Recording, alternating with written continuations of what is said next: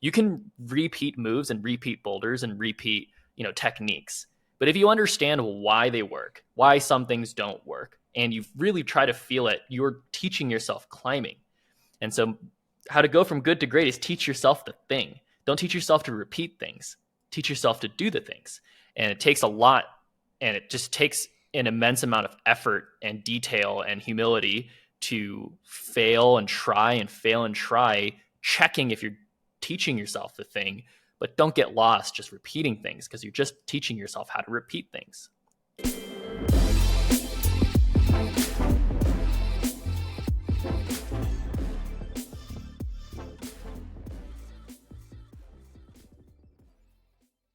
Tim, my dude, how's it going, man? What's up? I'm back. Timothy Kang, aka my dude.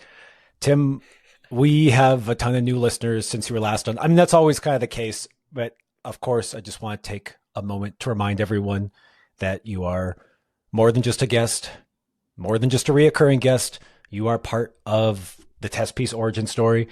And so just like before, I encourage those listening that if you like this podcast, and of course you will, go check out the literal dozens of episodes we've done together in the past.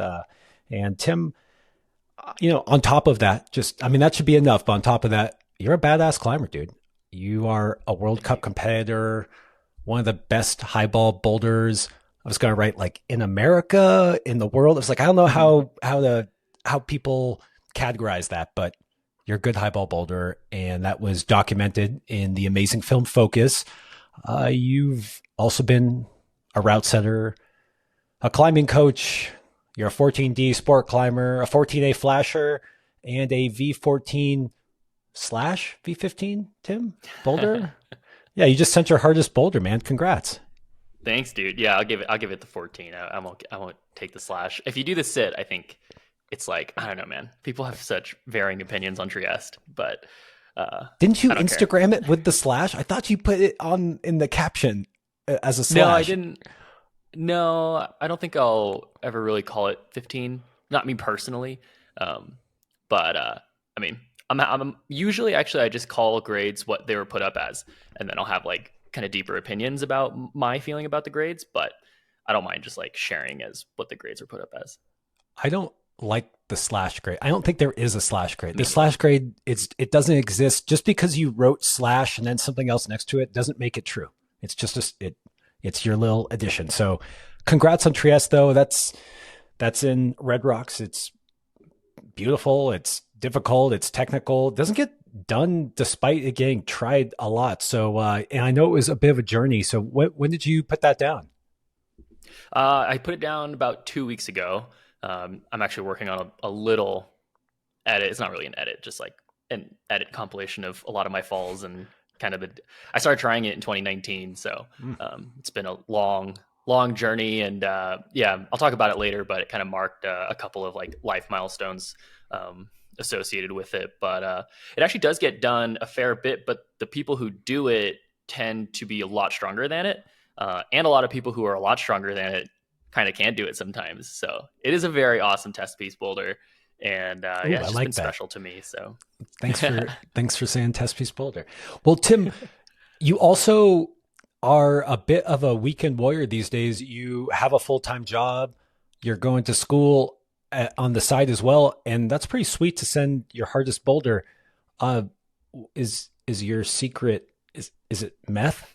Is it meth, Tim? I don't know how you get it all done, dude, but I just thought that was really cool. I think it's always impressive to see anyone climb hard, but we both know that a full-time job and going to school is a whole nother level to work into your life while still climbing at your limit. Yeah, it's a good point. I mean, yeah, I have a full-time job. Been working in the real estate development field for the last 9 months. It's my first, real job. I would call it. I've worked before, but in the climbing world, personal business type stuff.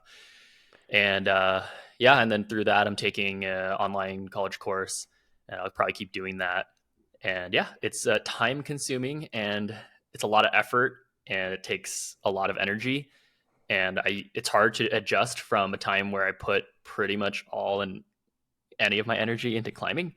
And I would say I probably dive into this deeper as well, talking about Trieste, because that was a huge part of the process, was dealing with the logistics of having a job, and the timing around it. But there are pros and cons to both.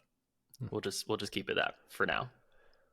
I'm curious when I know that you get tired from the job, and I know you start early. And I mean, we're recording after a full day at the office, and when you go into the gym or go out to Trieste after, or Red Rocks in general after like a full day, like how many times are you skipping to the boulders versus just like, I don't actually want to go, but I'm going to kind of force myself? Yeah. Like how do you handle, and actually, because like kind of the question behind that is like, sometimes you just gotta force it. And then sometimes you have a great session, even when you're like sitting in the parking lot, like not wanting to go. And like, what's that balance look like? And how do you know what to do now that you're not just sitting around waiting for perfect temps? Yeah, it's such a good question. I mean, I feel like maybe some people who do have jobs, and try to balance, training and growing, and chasing hard climbing performance goals while balancing their job or family, or just lots of time consuming responsibilities, I think might get some insight from this. But when I get to the session, I've never had a bad session nowadays. Like, it's so rare that I actually have a bad session, and I think that I attribute that to just my experience before having all that structure.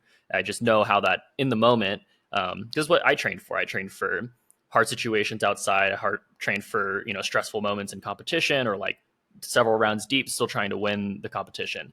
And I mean, it's not any different showing up. It's just like that most of the time. I definitely don't show up and feel great. Physically, I don't feel very good, staring at a computer, sitting down for a long time. I think that's actually just a physical toll. So I don't feel very good, but I've trained myself to not have that associated to the choices I make in performance. So it's kind of rewarding. In that same line, I think it takes a lot of the pressure and expectation off of myself. I think I've also grown to learn how to deal with that regardless of this, but it really takes the pressure off. And to your point about like, am I skipping to boulders and whatnot? I actually generally dread going to the gym. I have to force myself to go probably twice a week. I usually go to the gym two or three times a week if it's a really good week. Otherwise, I don't mind. I recently got a pull-up bar. That is pathetic, but I do have a gym at my apartment, so I go to that gym a fair amount. I also have just a very interesting like last year or two of my physical body in climbing, where I feel like I have a lot of low-hanging fruit that I've just lost over the course of the last couple of years. I'm still kind of coming back from a knee injury, which I didn't have to, but I took a ton of time off of that knee injury. So a lot of my body just like, atrophied. So I have a lot of like easy gains to get. But the one thing is, if you want to keep growing in climbing, especially once you've it took a couple of months to reassociate with the technical climbing that I have. But I feel pretty good there. And that's basically what I feel is that I sent Trieste because I used all of my technical ability and I got to like a physical metric that was enough to climb this thing. But I have tons of room to grow. I know my metrics relative to my peak metrics, and I'm very far off. And so that's good to know, right? I have tons of room to grow, but I also know how I got there. And it was lots and lots and lots of training, which is probably not realistic ever at this point. So I dread going to the gym, but when I get to go outside, it's really that I get to go outside. And I don't know, maybe like half the sessions this season, I would go outside just to go outside. And I attribute that a lot to my boss, who's actually my main climbing partner, John LaValle. And he's so psyched and he's just awesome. He loves going outside. So just remind me, hey, we could go outside somewhere. And it's just super helpful to have that, because I probably wouldn't invite it to myself. I probably just try to get myself to go to the gym. But going outside is so nice, dude. It's so fun. Dude, we've said before, having a crew is just, because if you're down, your buddy's probably not down. They're probably psyched. They drag you out, and then it's infectious, and vice versa too. And yeah, I just always wonder about striking the balance where sometimes if I'm not psyched to climb, it's because I shouldn't be climbing. Like I'm I don't know if overtrained is the right word. I might be overtrained in the sense that like I've had a long, hard day of work. I didn't sleep. And so maybe the gym isn't the right thing. But then sometimes it's easy to get sucked into the trap. Like you see this with, I don't know, with normal people, non climbers. They go work, they go home and they watch TV and they feel tired. They're like, oh man, that was a long day at work. I need to like veg out in front of the TV. And like they're not wrong, but somehow like when you start that cycle of going out and doing the thing you love, and then you get energized too, right? Like that's my thing is like sometimes you're trudging to the gym or the boulders and you get there and you're like, oh yeah, I'm psyched now. It's a good point. I think, yeah, especially if you're dialed in your kind of motion when you're doing something physical, I do also agree heavily that doing something physical with a lot of intention, it doesn't even have to be long. Like most of my gym sessions are about an hour or two at the longest nowadays. And even if I get to go and I go really late sometimes and I only climb for 30 minutes or an hour, I get home, go to sleep better, wake up sore, but I wake up more psyched for the workday. I think it's crucial. And sometimes I'll go like 3-4 rest days in a row and I'm just like trudging and I just go to the gym and I'm psyched. So yeah, that can't be understated. I think just getting your body physically moving, blood flowing, and feeling proud of yourself is huge for, any routine. All right. You're a weekend warrior. Welcome to the club, Tim. We're all the same as you, except for when you climb V14 / something. Tim, I always like to talk about the news and the current events with you, largely because you often know the people who are in the news and spend a lot of time with them, or your just opinions are really well informed. And I haven't talked to you in a bit. So, well, there's been a lot of news since we last chatted, but there's been some big news recently. And I thought we should talk about Hamish McArthur getting the second descent of Megatron V17. Dude, go Hamish. I know you're buddies with him too. I mean, I don't know if you ever listened to the pod that I did with Hamish that you were the one who set it up.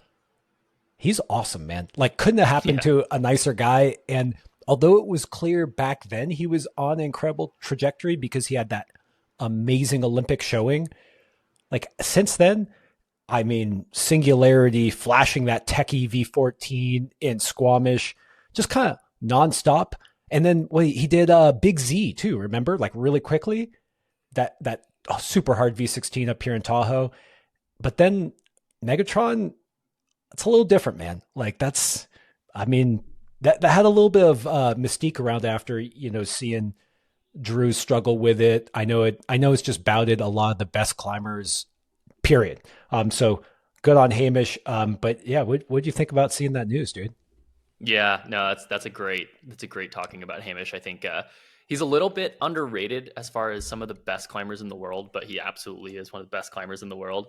I love watching Hamish climb and just hearing him kind of break it down in his experience, how he talks about it. He's very methodical. I think I resonate a lot with how he approaches climbing. He's very poetic in his words. I've heard a lot of people say he's poetic, and I think he tries to be, which is awesome because deep down climbing is a very, philosophical experience, I think, for a lot of people to create more meaning out of it.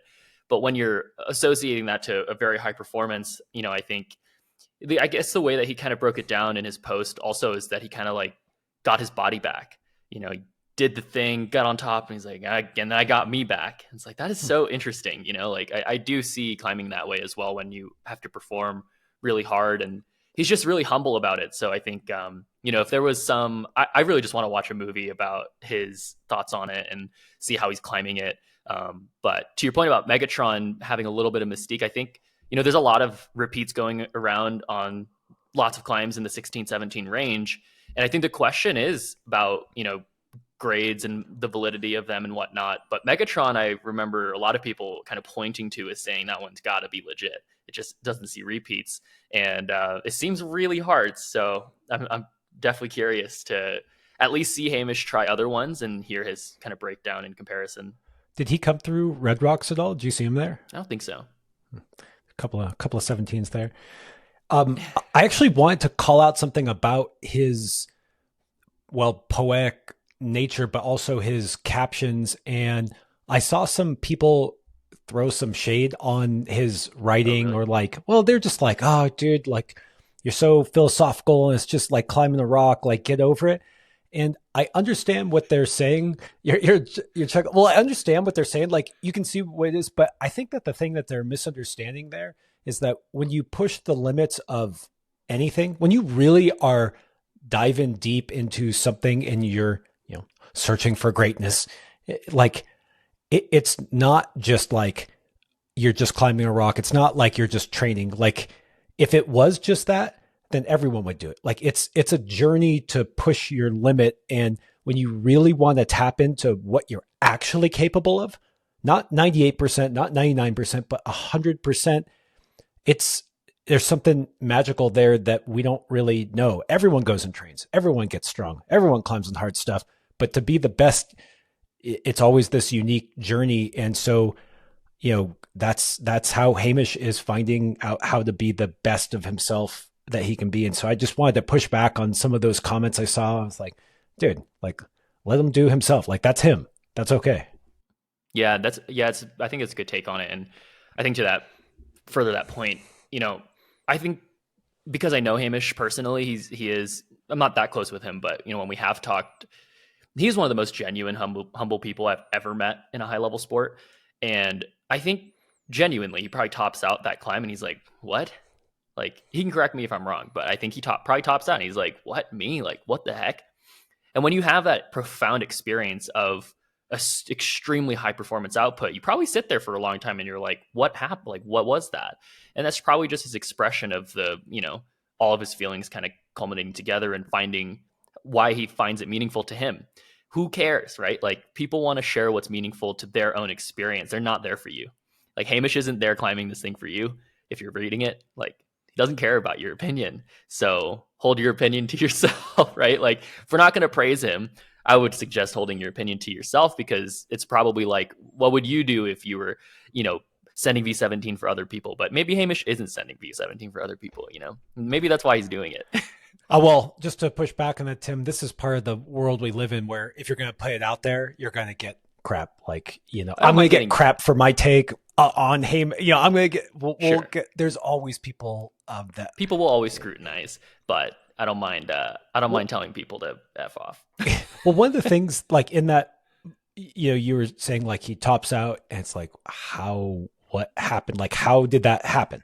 Like that was an amazing experience. And some of his pictures, like he showed a picture of like a translucent guy in a meadow, and something I just kind of gleaned from reading it. And this is my take. This is not Hamish. This is me reading his words, but something I found interesting in this idea was something along the lines of kind of not standing in the way of himself. Like the trick was just kind of, how do you get to 100%? Well, like only you are in the way of that 100% in a way, right? Like your body's just a machine in some ways, just let it do its thing. And so I saw some of that come through. And how do you explain that, those moments where you disappear, your ego disappears and you're just a body, conforming to the rock in its best possible way? Like, I mean, it's a little philosophical. This coming from a guy, my degree is in that. So I thought it was cool. I think that if you want to take it at more in a tactical way, like there is a lesson to be learned there. Like he's communicating it in a beautiful way, but if you want to try to take something from it, there's probably some kind of lesson for us as climbers, and understanding how to reach your limit is probably in those words and in that performance.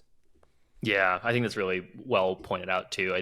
I think something that we've touched on a lot in this podcast in the past, and something I try to help, I still coach one particular athlete, and I'll still provide a lot of conversation and, online guidance to people who ask. But something I touch on quite a bit in performance is that it's often not one language that you have to be able to speak in what you're doing. You have to be able to be flexible and adapt to all sorts of different concepts in what you're doing. And if you're not clear and you're not willing and accepting of all this different information, and, if you're going to bulldoze your way through, you're often never going to get your potential. And so I love that image. It's such a true, I think, form of what we all tried to be.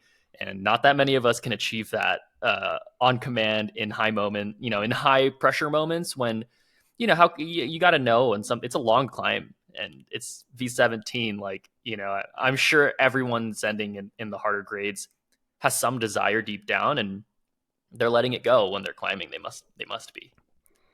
Tim, you should listen to the pod I did with Hamish. I'm just talking my own book here. It was good because he was so good, and all this stuff was totally tackled.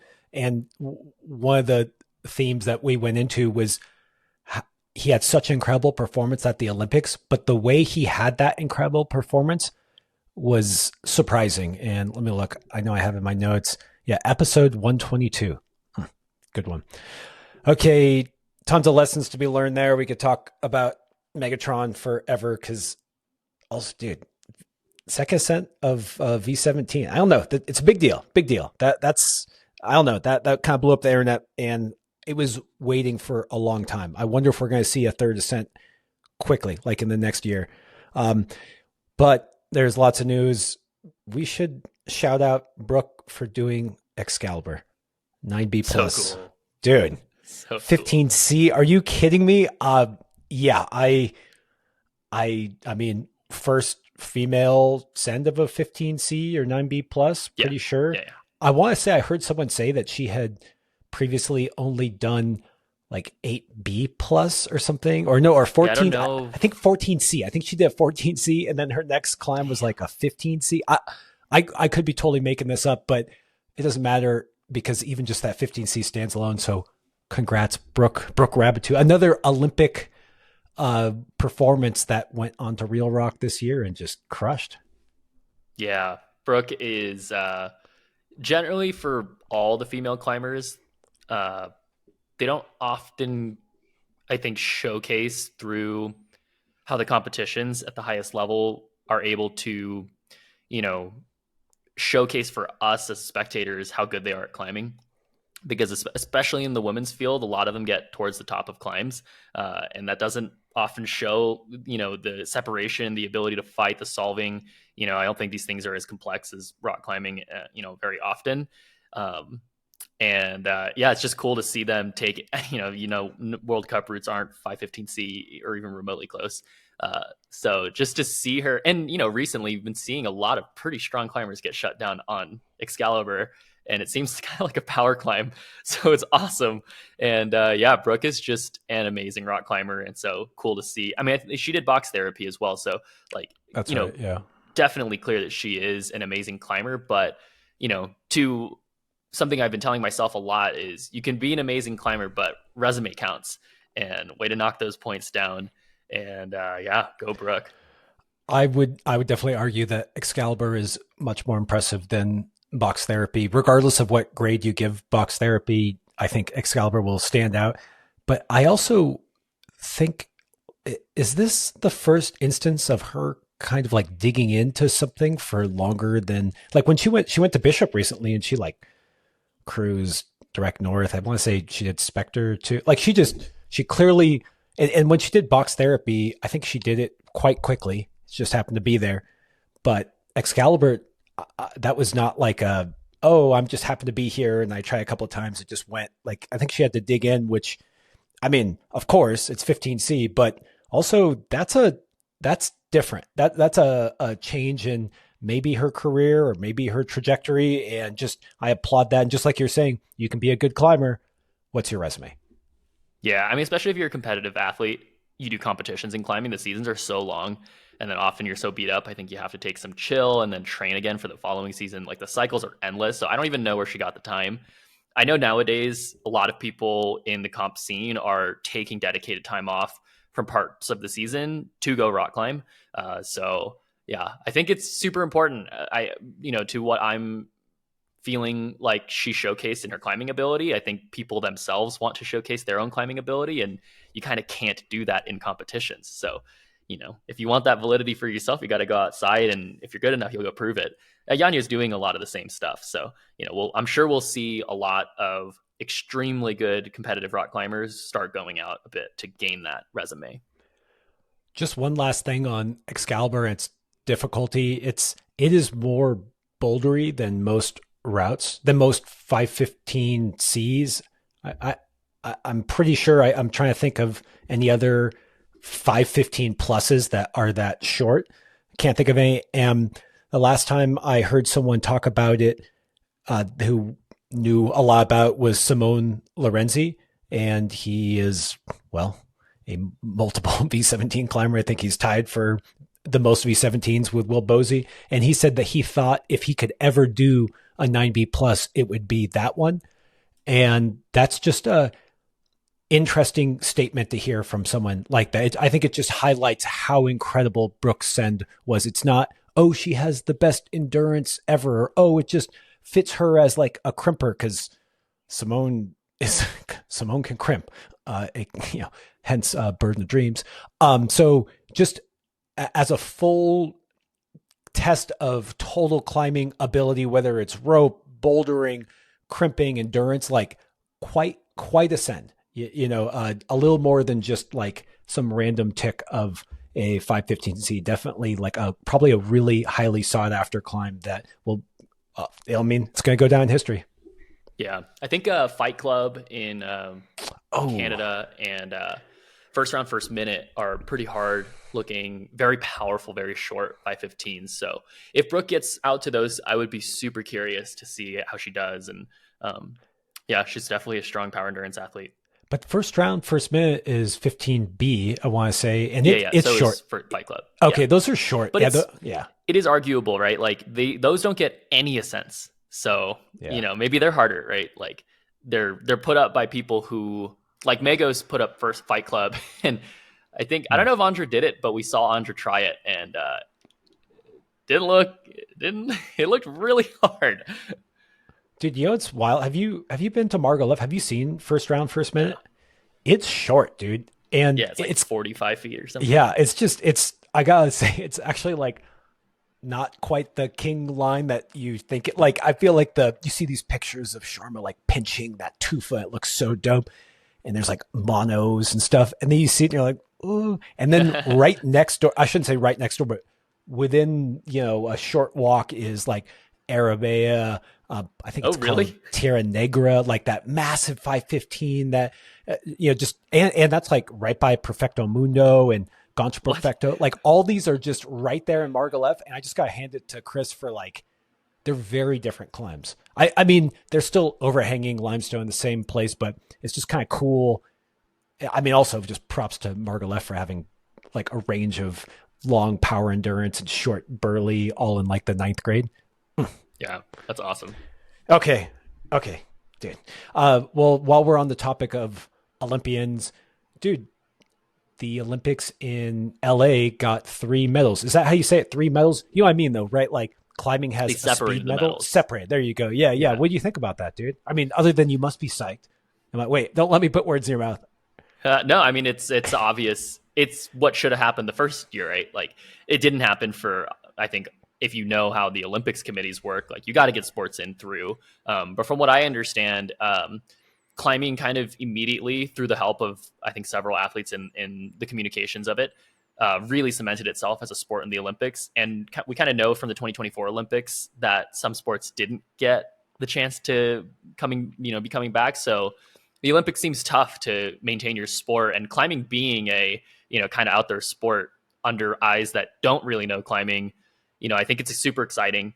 I think the chance to get separate medals, kind of speaking to the issues that we've seen with people having to compete in multiple medals that maybe they're not specialists in. If I've never speed climbed before, I'm not expecting to be a very good speed climber, especially at the Olympic level. And I have to compete for that and know that my entire score will be diluted. Even if I'm a boulder and a sport and a sport climber, my score is still diluted. So climbing is really, there are specialists in this. There are amazing athletes who can do both at equally high levels, but climbing is definitely a specialized sport in each discipline. So naturally, they should have their own medals. So I think what we're going to see is a lot of people just dedicating to their chosen medals. I already know people doing that. And it's exciting. I think the biggest thing I would want to see, honestly, over time, because from here on out, climbing probably will be a permanently Olympic sport. It won't go back to combining medals, I don't think.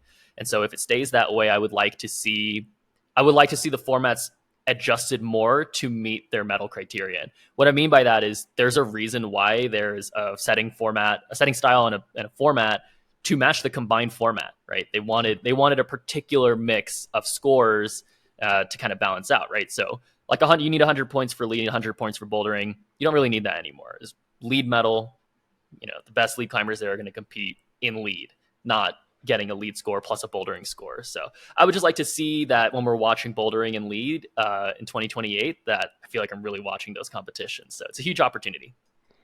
Yeah, I'm just psyched, man. And I think it also allows bouldering to become bouldering and lead climbing to become lead climbing, and just really let whatever niche and discipline of those that we want to magnify and explore, really let it be its own thing. And it's funny hearing the athletes who, when they got selected for the Tokyo 2020 Olympics, and they were like, yeah, speed climbing, and they didn't want to like say bad things, but you could tell they weren't psyched. And then afterwards they were just like, well, I'm so glad not to do that. And then they would try to say like nice things like, oh, but it really was fun training and doing new things. And I'm not here to say negative things about speed climbing. I just like not having to have athletes kind of pay lip service to something that they don't enjoy. Like you can just, it's okay if you're not a boulderer. It's okay if you're not a speed, like who cares? But when you force them together, it made for some awkward moments where they get asked about like, so what are you doing for speed climb? It's like, wherever I fucking have to, God damn it. And that's not how you want the Olympics to be. You shouldn't be like unhappy about what you're doing there. Right. That sucked. I mean, speed climbing, I think, is a very pure Olympic sport. I love watching speed. I like watching speed climbing more than the other two disciplines, flat out. At least the way that they are currently. Speed climbing is so much more dramatic and entertaining to watch. It's a much clearer format. It's much more obvious for any spectator who doesn't know climbing at all. And then, yeah, your point exactly. I think nailed it. I will say that the only thing about still having speed climbing in the Olympics is, I don't know about you, Tim, but when I meet people or my family finds out that I climb, you get like two questions. Oh, like, are you like those, fast climbers? I can't believe how fast they move. I'm like, no, that's not me. Oh, are you like Alex Honnold? Like, are you risking your life? Yeah, are you a free climber? I'm like, yes, I'm a free climber. Yeah, I'm a free climber. No, I'm not a free soloist. It's like, oh, well, what do you think about like Everest? Like, no, that's not me either. Yes, like, sorry, Uncle Frank. Like, I'm none of those things. I just kind of climb little rocks. Yeah. So, anyways, one day. Yeah. Congrats to all the LA 2028 Olympians to be. Tim, we should go. Do you want to go, dude? Oh, I'm down. I'm there, dude. Okay. Well, I live in Vegas. I'm so close. Yeah, dude. I'll see you there. Okay. I'm in. All right. Those are my big, like, Tim, we got to talk about these news things, but I don't know. A lot is happening. Anything you wanted to put on the docket? Yeah, I'll go a little quickly. There's a couple of news things I feel like I should shout out. Annie Sanders just won another gold medal, which is awesome. Props to her. She's a young athlete, and she's got like a really like quiet energy, but yeah, she's a beast out there. So keep it up. Aidan Roberts just sent the Darkside, the V16 in Yosemite, and I just got a shout out. If you guys haven't seen it, go. It's like a 3-minute clip that Patagonia Climb did with Aidan Roberts. I'm pretty sure Eric Bissell filmed it. Yeah. Go Eric. The way that Aidan breaks it down, the shots are really clean. They're very close up. I've never seen the holds on the Darkside before, like that up close. And I really felt like just in 3 minutes, I fully understood the climb. And the way that Aidan broke down, and a bunch of people reposted this and just said subtleties. And it's like, yeah, but subtleties, man, like that's what bouldering is. And the subtleties that Aidan was talking about are exactly how you should think about rock climbing. So if you want to learn anything about learning subtleties in rock climbing, just go watch that clip. You'll learn so much in 3 minutes. It's awesome. Damn, I haven't watched that yet. Okay. I'll put it on the list. Dude, he spent like the whole season in Yosemite. Yeah, I heard. And that project that he posted about, I have heard through the grapevine that it's probably the hardest boulder in the world. Like it will, if it goes, it will be the hardest boulder in the world, which is kind of cool. I have some kind of pride there of Yosemite. It would just be cool to see that Yeah. happen in Yosemite. And Yeah, the Darkside was cool for that reason, right? Like mm, it was a mm, huge step up in difficulty coming to Yosemite, and yeah, I agree with you. That's awesome. yeah, yeah. Dude. Okay, I'm queuing it up. I always love hearing about that salty. I'm gonna plug the pod I did with Carlo after he did the first ascent of it, and he talked about having to pull out all the tricks because it was just, yeah, not easy, like not powered, not, he just talked about all the experiments he did and how many days he put on and figuring it out. And it's right in the middle of Yosemite. Like, I mean, it's just right there, dude. It is perfect. So congrats, Aidan. This video, by the way, is one of those videos that got me psyched that it's on my list now. Like now I want to do the dark side. Before I was like, oh, if I'm in Yosemite again, I would love to see it and try it. I watched this thing and I was like, I have to try to do this thing. It's that type of video. It gets you pretty psyched as a test. Just jumping to another news piece. Go for it. This guy, Eli Perry, I don't know if you know him. He's a bit younger. He's lower key from Salt Lake City, but he just did Grand Illusion, which is awesome. He just posted a clip of him falling from from the slug start to the the Euro roof stand move, and which is like a good link, but I would have said a lot of people were falling on that move from the bottom over and over and over again before they did it. So it just kind of happened really quickly. He's locked in, and him and his brother are great energy ambassadors for the sport. And they're also on the Karma 8A team, which is pretty awesome. Karma has a little kind of their own vibe crew, which is pretty dope. I like it. I like that you pointed out some new V16 crusher. I'm always keep my ear out. I don't know, but you never know who's going to turn into, the next, because like, I hate to say it, but V16 is just, I mean, yeah. Everyone's climbing V16, man. Yeah. I mean, someone's going to flash it soon, but dang it. Okay. Any more news? I have one more piece of news. Oh my gosh, dude. So much has been happening. Go for it. Dude, Adam Shahar and Austin Hoyt are on Burden of Dreams. And Austin looked really strong on the first move, and Shahar just posted a tiny clip of him doing the last move after like no sleep, he said, and I really want to know if they're just crushing it. Dude, so I wanted to like put money on what do you think the odds would have been that Adam flashed it? Like I was like, would you have taken 10,000 to 1 odds, or like what are the odds that those odds, yeah, but yeah.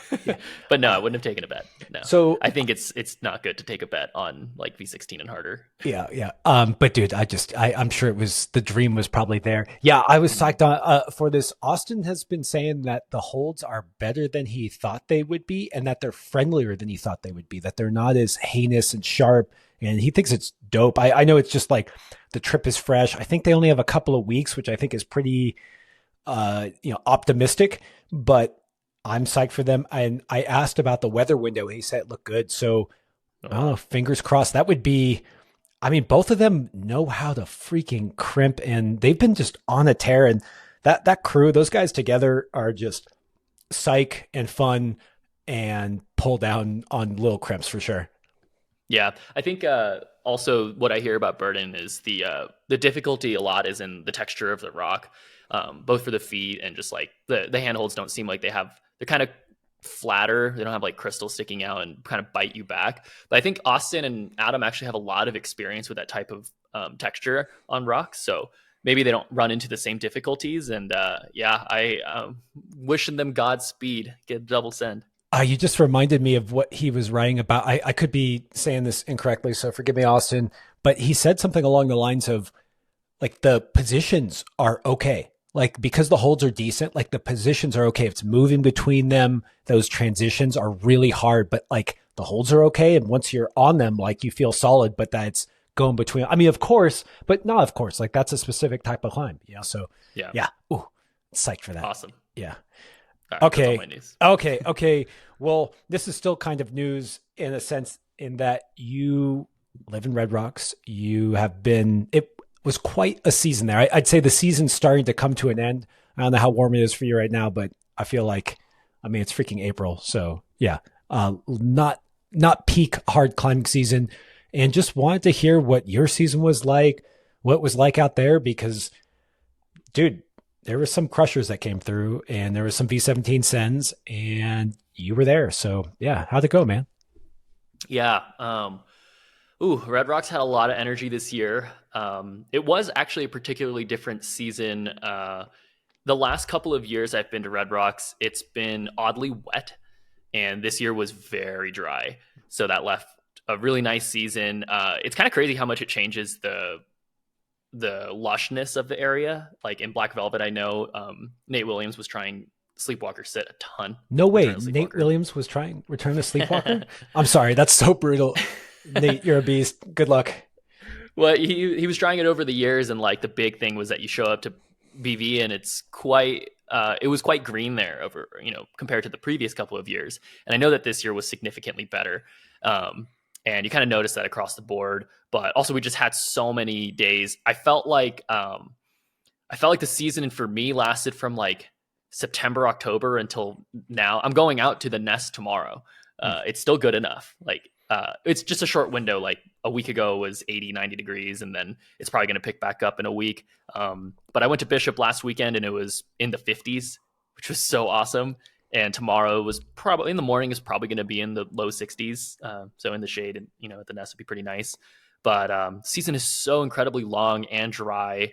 There was a lot of great days. There was some weather here and there, which kind of, for me, I couldn't just choose my days. I definitely had to try to go on weekends because I was still working throughout the whole season. So sometimes I just kind of wasn't able to go outside. But because the season was so long, I actually found myself going into a training cycle, like in the heart of the season, because I was getting weaker just going outside. But that was definitely by far in my entire life the most I've ever climbed on rock in a short period of time. So that was really nice. It's very different for me. And yeah, mixed with kind of what we were talking about before. I think I had a lot less pressure on it, just a different experience going out, and just different desires. Had a lot of just good hangs. Man, the Trieste boulder, because Shaolin is on it, I think actually there was a reason. So I actually ended up quitting on Trieste this year. Like I wrote it off for the next season. And the only reason why I went back was because John, my climbing partner, he kept going up to it. And he just like found new sequences, new tricks. He's like, the weather's so good. Like I'm finding new ways to pull on, and just kept getting me psyched. I don't think that was his intention necessarily, but I was like, dude, like I had just been training for a month now, and I actually feel way stronger, and I feel like I could go. And I was dealing with like I said, I felt like I was getting weaker, and in very particular ways. My lower back was just always tired when I would get there. And it's a very foot heavy sequence. If you don't do the foot sequence right, your hands just take a lot more weight, you sweat more, and you can't do the hardest moves are on the end of the boulder. So if you're kind of sweating, and they're a lot smaller slopey holds. So if your skin's peeling or your skin's sweating, you just can't do the rest of the boulder. And if you have to grip harder because your feet aren't working for you, because your lower back isn't working, you just kind of can't do it. So I felt like I was running into that a bunch. But what I was also running into is just, and which is awesome, but there were, I think, 7 sessions in a row where other parties were there, and not just 1 or 2 people. Like usually I'd walk up and there's already 5 or 6 people sessioning it. And I'm like, I have never seen sessions on Trieste. I'm here all the time by myself. And there are pads that live at the Trieste boulder, which I know is a little bit frowned upon right now in the Red Rocks area. I think they just pulled out all the Black Velvet pads, which sucks. Oh, wow. Yeah, which sucks. But Trieste is like not a major climbing area. It's really just that boulder. But it's just it's enough pads to try Shaolin, or it's enough pads to try Trieste. So if you're ever there with a professional climber who's trying Shaolin, you're sharing. Luckily, a lot of them are my friends, so we would just easily share. But it's still annoying to go back and forth on the pads. So a lot of the time I would show up and just hang out and have a couple rips and like not be psyched. And I found the focus to be pretty difficult beyond just a couple of tries. But it was really fun. Sorry, last point before I hand it back to you. But it was really fun to watch. I know you and I made a bet on Shaolin, and I lost the bet. Oh, that's right. I totally blanked on that. Go on. Please, more accolades. Go on. Well, Noah ended up repeating it. Noah Wheeler, and he repeated it pretty quickly. I got to watch a really cool session with him. I think we talked about this session, but I've watched Zach Gala try it a fair bit, and even though he didn't do it, I don't know if I'm allowed to share some of this stuff, but I'll say what I think is enough. Even though he didn't do it, he looked so good on it, and he was so close, dude, for a long time. And he just, I think, started getting a lot closer too when the weather was getting bad, so he kind of had to try it at night. It's really hard to climb at night, even if you're comfortable with it when you're doing dynamic, precise movement. Yeah. So that was a bummer to watch, but also just like super impressive. And yeah, it validated that this climb is really friggin' hard. Sorry, last thing on Shaolin, the amount of very impressively strong climbers I would watch at Trieste, like warming up on Trieste, and then not all of them would warm up and do it, like warm up on the moves, and then try Shaolin and like not get through the entire bottom sequence before the jumps. I was like, whoa, this bottom, like Sean makes it look like V8 in the video. And people are raging on the bottom sequence of Shaolin like they're raging on Trieste. So it's pretty impressive. Dude, I just want to remind you again, I definitely won the bet. And specifically, it's because Noah said it was V17, right? It wasn't just that he did it. It's that we were betting on whether or not it was actually V17. And we said, and then we decided that by definition, it was going to be Noah who did it second. And then we were going to wait for him. So awesome. Actually, we thought that Kai was going to do it second. Oh, really? Well, I thought Kai was going to do it second, and if Kai did it quick, Kai had done it my feeling was that if Kai had done it this season quickly, he would have 100% downgraded it. But also maybe not, because he's kind of like me, where he'll just take the grade that people will say, but like have his own opinion about it. But I had a feeling his opinion would be that it was V16. By the way, I asked Simone about the bottom section on Shaolin because he did go out there and try it. You must have hung out with him a bit. Right, I never saw him at Shaolin. Okay. Well, he said he thought the bottom part was easy. I was like, yeah, Tim was saying that maybe the bottom part wasn't quite as easy as, Sean had made out to be. And he was like, no, it's no problem. But then he said something like maybe he thinks maybe it's a small box. He thought maybe it's a small box kind of issue. But anyways, yeah, that must have been a blast seeing all those guys on there. I can't believe that there's that many people trying Shaolin, that many people trying Trieste, like who were all like, I mean, I don't know, you probably shouldn't name names, but I mean, that's a lot of big names that came through. That's why I wanted to ask you about this Red Rocks season. It was like, if it wasn't Return of the Sleepwalker, people were on Shaolin.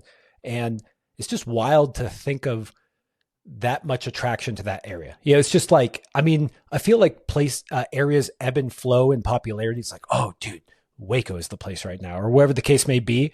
And it just seemed like all of a sudden this season, all the news coming out was all the YouTubes, all the vlogs. It was like Red Rocks. So it must have been fun, dude.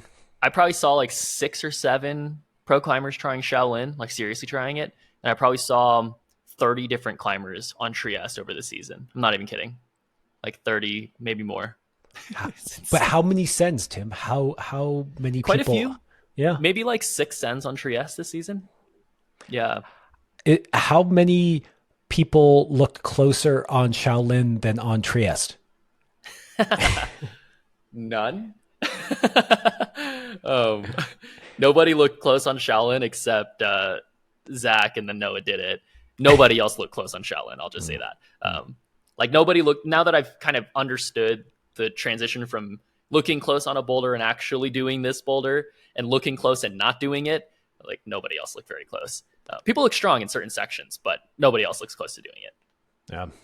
God, that gulf between knowing you can do it or feeling like you can do it and doing it, right, kind of big sometimes. Quick break while I tell you about today's sponsor, Mad Rock Climbing. Mad Rock makes some of the most innovative gear in the climbing world, and that's because Mad Rock is a company by climbers and for climbers. I've met their whole team, and they are awesome. That's why we've had a ton of the people on the Mad Rock athlete team come on as guests of the podcast. And they all tell me that they love working with Mad Rock because Mad Rock listens to their feedback, and because everything they do is in-house, they can actually make those changes right away. One of my favorite innovations is on the drone. The drone heel sticks out in a way that allows you to heel hook on almost anything. The other great thing about Mad Rock is that they are known for durability and affordability. Their gear works well, lasts a long time, and doesn't cost you an arm and a leg. So go check out some Mad Rock gear and know that the innovation and attention to detail is because they work hand in hand with the best climbers in the world, and then they strive to make that gear better every day. Thanks, Mad Rock. Okay, back to the pod. So on that note, was this your longest project ever, Trieste? Was this, well, I don't know. No, don't shake your head there, because like you may have tried things when you were 13, like Spectre, and then try it throughout the Mm. years when you were just like, you are in good shape now. Maybe you're not in tip top shape, but you are like an experienced climber now. And how many other boulders or routes have you started the process when you were really a full fledged climber, and then still succeeded? Like, is there any other ones that come to mind? Um, Bad Girls Club, the 14 CD and rifle. I think it's 14D. But that climb, No I slash tried. grades, Tim. Stop with the slash grades. Yeah, well, Stop it. I think the climb's 14D. It's just put up as 14C. Okay. Um, and more people will probably log it as 14D, I think, or talk about it as 14D. Um, but I tried that thing relentlessly for 4 trips, and I was in pretty good shape for the 4 trips. The last trip that I did it, I did have to kind of build shape into it. So, that was a fair amount more climbing, but I think that trip in particular, I had fallen on the last draw like 15 times. So it was a lot of just like mental funkery. Trieste is felt close. I also only tried it in 2019 a little bit. I think I tried it a year after that a little bit, and then took a huge break, was competing a lot, trying, I think right before that I had done Spectre, Ambrosia, a couple other like Bishop things that I really wanted to do for a long time. And then, yeah, transitioned out of rock climbing for a while. And then moving to Vegas, I remember kind of getting on it a little bit. That was like a year and a half ago or so. And then also kind of stopped trying until this season. And all the way up until this point, I had never stuck the last. The last move is a big jump, and then you do another 10 feet of like a little highball slab. But it's pretty easy. And the last move to the jump is this big knob move. You do a right hand bump to this really atrocious small slopey knob, and your foot is on a foot that's like past your center line, too far away from you, and it's vertical. So it's really hard to keep that foot on, but you need to keep the foot on to stick this move. And I have never stuck this move until the season. So I kind of went to it being like, all right, I have to figure out moves still, and then I have to kind of go through the process of sending it. And I very quickly stuck that move. And so the reason why I went to that boulder was because coming off of my knee injury, I kind of thought that there was not too many moves on this climb that would hurt my knee. There was a potential where you do the first move and you throw the common beta. I've tried almost every iteration of beta, and there's like at least 10. There's a bunch of betas and knee bars. There's a lot of heel hooks that you kind of don't use in other betas. But I would say I do the most often done beta now, the most standard beta. You do the first move and you throw your foot kind of like above your head and set a bicycle on this pretty hard bicycle setup. For a lot of people, that's actually the crux. And you kind of come into a crimp, you go, big off this setup, and then you have to release this bicycle. Other than that, you don't use your left foot almost at all. And I had a left LCL tear. So I just thought it was a great climb to try given my injury. And I didn't care whether I did it or not. I just wanted to climb on something difficult and learn and kind of see where I was at. Given that before my knee injury and throughout it, I kind of was on the tail end of training and like not really climbing as much anyway. So coming back into climbing, I thought it was a good choice. And I stuck the knob move really quickly. And I think I wasn't stronger, but I had been climbing in a way that whatever was required to do that move with that particular technique, I was very much aware of. And so I didn't even feel like the same move as it felt in years previous. I felt stronger in the years previous, but the move actually completely felt like a different language to me and a language I understood a lot better. So that move wasn't even nearly the hardest move. It was actually the first move that became really hard for me because it's very powerful on pretty good holds. And that's one thing I wasn't climbing on at all, was bigger moves on good holds. So it took a lot to piece all these different sections. And then pretty quickly I was back to my old links, which is through all the bottom climbing and then just getting to the knob sequence. But I knew I would like show up at the knob sequence totally tired and like skin rolling, not able to even go for this knob properly. So I had a really long process of going to it and digesting really small links. Like if I could stick this slot, then the knob, you go from this right hand slot move. If I could stick the slot and the knob ever in succession, I felt like that was an enormous win, because you kind of change your foot setup and then you have to go for this move. And then if I could set up for the jump, which I also never tried before in that way, I was pretty happy. Felipe, a good buddy of mine, Felipe Ho, came with me and he did the jump really quickly, and that really unlocked it for me because he just explained it to me in a way where he's like, it feels weird, it feels really hard, and then you do it and it feels pretty easy. And I was like, I know exactly what you're talking about. So it helped me just go for it, not think about it. And I stuck it pretty quickly. And so I gained a lot of confidence. I would usually just, at a certain point, I would just show up and warm up, like kind of first pull on and just go slot, knob, jump, and like flash it. I'm like, dang, I got this boulder in the bag. And that happened for months. And I would just have some biff. I actually had I probably had 4 sessions where I had a freak try where I would get from the bottom to the knob, stick the knob, and just like readjust it, get too psyched, and like not really go for the jump properly. And I'd be like, oh, the jump is so easy when you do it in isolation. So I just learned a ton about, like, you can have a thought about how you do a move, but if you get there different, you got to know how you're going to feel when you get there and then operate on the move differently. So then fast forward to my break, like I said, in February, I decided to take the break on it. And it was very frustrating to walk away from it because I had recently so many close sessions on it. But I think I was also frustrated with how many people were there. And I just like knew I would show up and just run into people. And I didn't really want to keep trying it. The first move hold is very slopey, and that hold started to degrade significantly. And it just got me very unpsyched. Yeah, it just got really glassy. A lot of people heel hook the living shit out of it. And when you heel hook and like dig rubber into stuff like that, it just gets glassy, and it's the Trieste hole is going to be like that for a long time. It's not really ethical to, brush it off with water or alcohol. Why although not? I know Why couldn't you do that? Sandstone in particular is not good because, for the same reasons you don't want to climb on wet rock.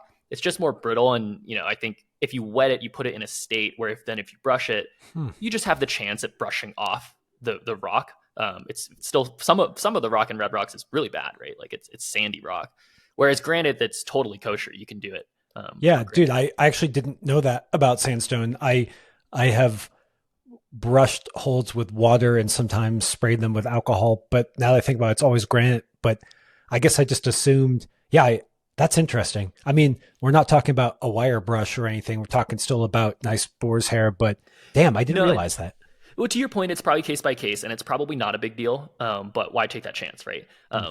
That's how I feel about it. I don't mind if people do it necessarily, unless you're clearly degrading the rock, right? Yeah. And if you're like not careful about your brushing, which some people just don't care and just go at it. Yeah, I do think that one of the things that I've always heard about brushing is that you're not necessarily supposed to like hold your brush in like aggressively. It's like you should be able to do it with like 2 fingers. Yeah, just a couple of fingers, and that kind of gives you a hint.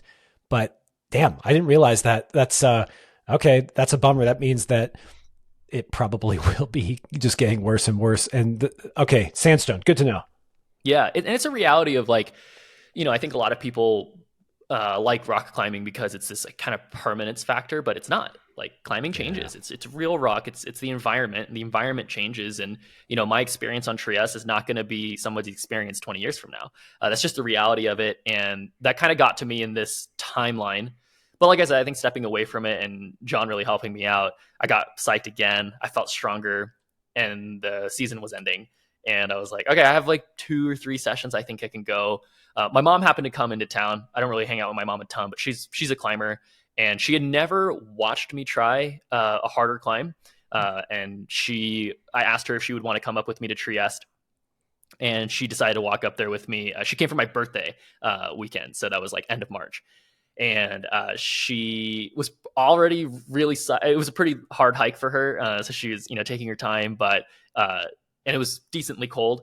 So, kudos to her for sticking it out, but she had so much fun just watching. And it was nice for me to just share that experience with her. And it took a lot of the pressure off the send, actually, even though afterward it added a lot of pressure because that session I fell in the last move and I felt so good. I was like, dang, I actually really got this. And she was like really pushing me to go back. And I think I went there with her on a Tuesday. It was after work and after my class, and I was just so pooped. And then I still had an amazing session, and I was like, man, if I take a couple rest days, I think I have one more shot. And it just looked like there was one more weather day, and we went out at so we've been going out on night sessions a ton to chase like colder temps, but the humidity changes so much at that boulder, and the humidity matters a lot for this climb and just that rock in general. If you've ever climbed on, if you think I'm BSing, like just grab the rock. It feels so different. The holds just feel so different.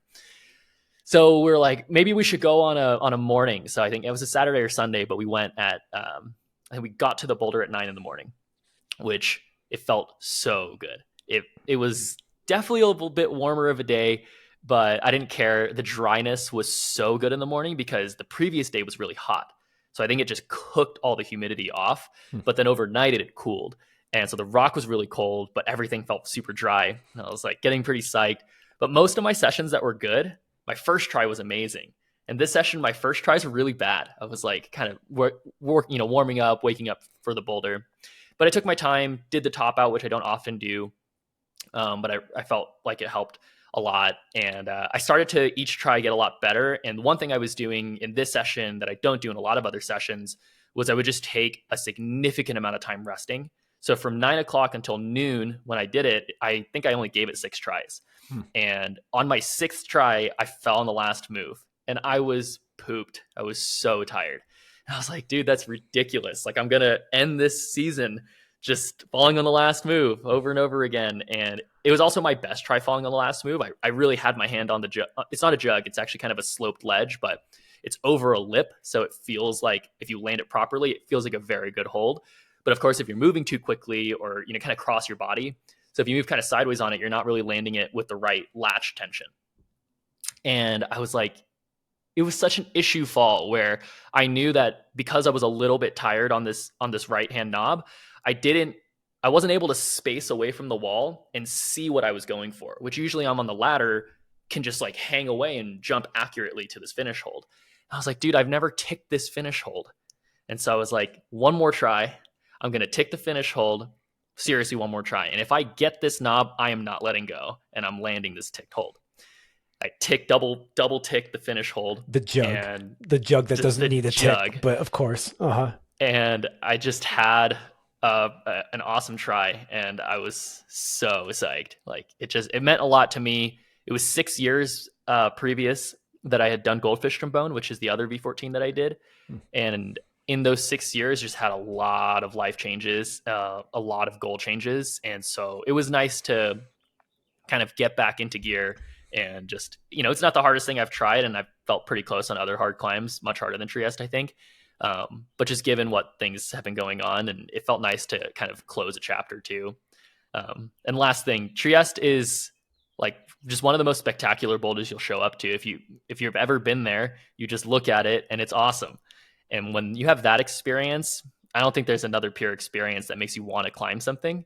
So it's one of those rare boulders that I knew I wanted to climb just by looking at it. And that's also what gets in my head about it. I just want to do it so bad. Dude, congrats. Psyched for you. I know I've been watching your updates for a long time. And I also know that feeling of, I don't know, grades aren't everything. And sometimes you do a climb that's not graded hard, but it was really hard for you. It was a breakthrough, but it is nice. Just like you were saying, people are still often judged by their resume, and sometimes you judge yourself by your resume. And so, sometimes you look back at your younger self, you go like, man, like, what was I doing then? Like, am I better? Or, did I lose something along the way? I feel like you can get some kind of doubt entering your head. And so just to go back to it, or just to not go back to it, but to reach that high watermark again, I don't know, it gives you fuel for the next thing too, for the next day. And I love that feeling. I know it's so weird how like the difference between sending and not sending is often like temps or something. Like, were you a better climber after that one try where you actually sent versus falling off on the last hold? It's like, not really, like nothing really changed. You get to the top, but then somehow it like, the world looks different. And you're like, well, maybe I'll do this boulder next or this one. And you just have this elation of, making it through to the other side. And so it makes me wonder, what do you, I mean, I guess it's the end of the season, but like, what do you feel like now? Or like, I mean, not that it's like, oh, and so what's on to the next project, but just, what are you feeling, man? No, it's significant. Trieste was a gatekeeper for me to try other things. I was like, you must be able to send this V14 before trying a bunch of other V15s, dude. Like, what the heck are you doing? If you want to go try highballs or whatever, like, get the thing done. And the thing was really hard, and it was a mental battle, and it's always unlocking for me to just get things done, no matter how hard they are. So now I feel very free to just try whatever I want next season. I don't know. I am very particularly psyched on a couple of conflicting things. I have a very important highball project to me in Bishop that I just got to go and try. And in order to be in enough shape to actually get more information on it, I have to train this whole season. And I think I will. So that probably leaves me not really being in the correct shape for the stuff here, which I definitely don't mind. I think I'd rather just take my time, developing my career actually, and keep focusing on that. And when I get the time to go out to Bishop, like spend my time and learn on this other thing. And then if I get random psych or people want to go out to other things, I'm happy to go. But here, I definitely want to try the nest. I guess I definitely want to try the nest. I definitely want to try Kintsugi, and I definitely want to try Sleepwalker again. So those are obvious, but they're not nearly as, attached. Kintsugi for me just looks like one of the best boulders in the world. Yeah. I don't know. Just, um, I don't want to go into the high ball stuff we kind of talked about last time, and I'm worried for you, but excited for you. Beautiful looking line just to the right of Too Big to Fail. Uh, in the beginning, when you talked about having, being a little bit more of a weekend warrior, and you said some pros and cons around there, and I always think that, my life is full outside of climbing, and climbing is, I don't want to say it's icing because it's part of the foundational, part of my life, but it is nice to, have success in other areas and enjoy that success. And then when I go and I climb, if I don't do well, I'm like, oh, okay. And if I do well, I'm like, great. And I'm curious about, this was a big gatekeeper, a big chapter to tick off. And what does it feel like now achieving something that meant a lot to you when climbing is just, another wonderful pillar of your life versus when it was your only thing? Oh, that's a heavy good way to question. frame Sorry. it. No, it's a good way to frame it, Yeah, actually. yeah. I don't know if even before climbing was still the only thing. I just had more energy available to put into it. I always felt pretty fulfilled in my life. I just felt also very grateful that I could express a lot more in climbing, in platforms like podcasting or coaching or route setting. Had a lot of great opportunity in the world. And now I just have less of those opportunities, and I don't mind it. But it's actually feels like the same thing, like I said, when I go and actually climb. What I was alluding to in the pros and cons is a little bit of what you were saying and a little bit of what we've been talking about in each of the segments we've kind of been bringing up, which is your approach mentally and your mindset when you're performing are kind of tied to each other. If you show up with expectations, you show up with I'll just say this. If you show up with a particular set of, mindset things going on, that is exactly tied to your performance. When you have, to what you were saying, the way you're phrasing it, when you have other fulfillments in life and climbing is just another version of that fulfillment versus being the sole fulfillment, I think it just reacts to particular people in different ways. I don't think everybody feels the same way about this. So that's why I'm kind of saying it that way. But to me, I can talk about the opposite of that. When I was younger, it did matter to me a lot that climbing worked out really well. I put a ton of weight on it, and sometimes I learned how to deal with that, and sometimes it just couldn't deal with it. Versus now, I don't have to deal with it whatsoever. I have these other things that are extremely important to focus on, and I have to be consistent for. And climbing, it's the same thing. I have to be consistent for it. Otherwise, honestly, it's just harder, and it's a little bit less enjoyable if I'm not even consistent for it, right? I'm always on catch up with myself. At the very least, I don't want to be on catch up with myself, and everything else after that is a gift. And I think if I treat everything in life that way, then everything in life makes me pretty happy.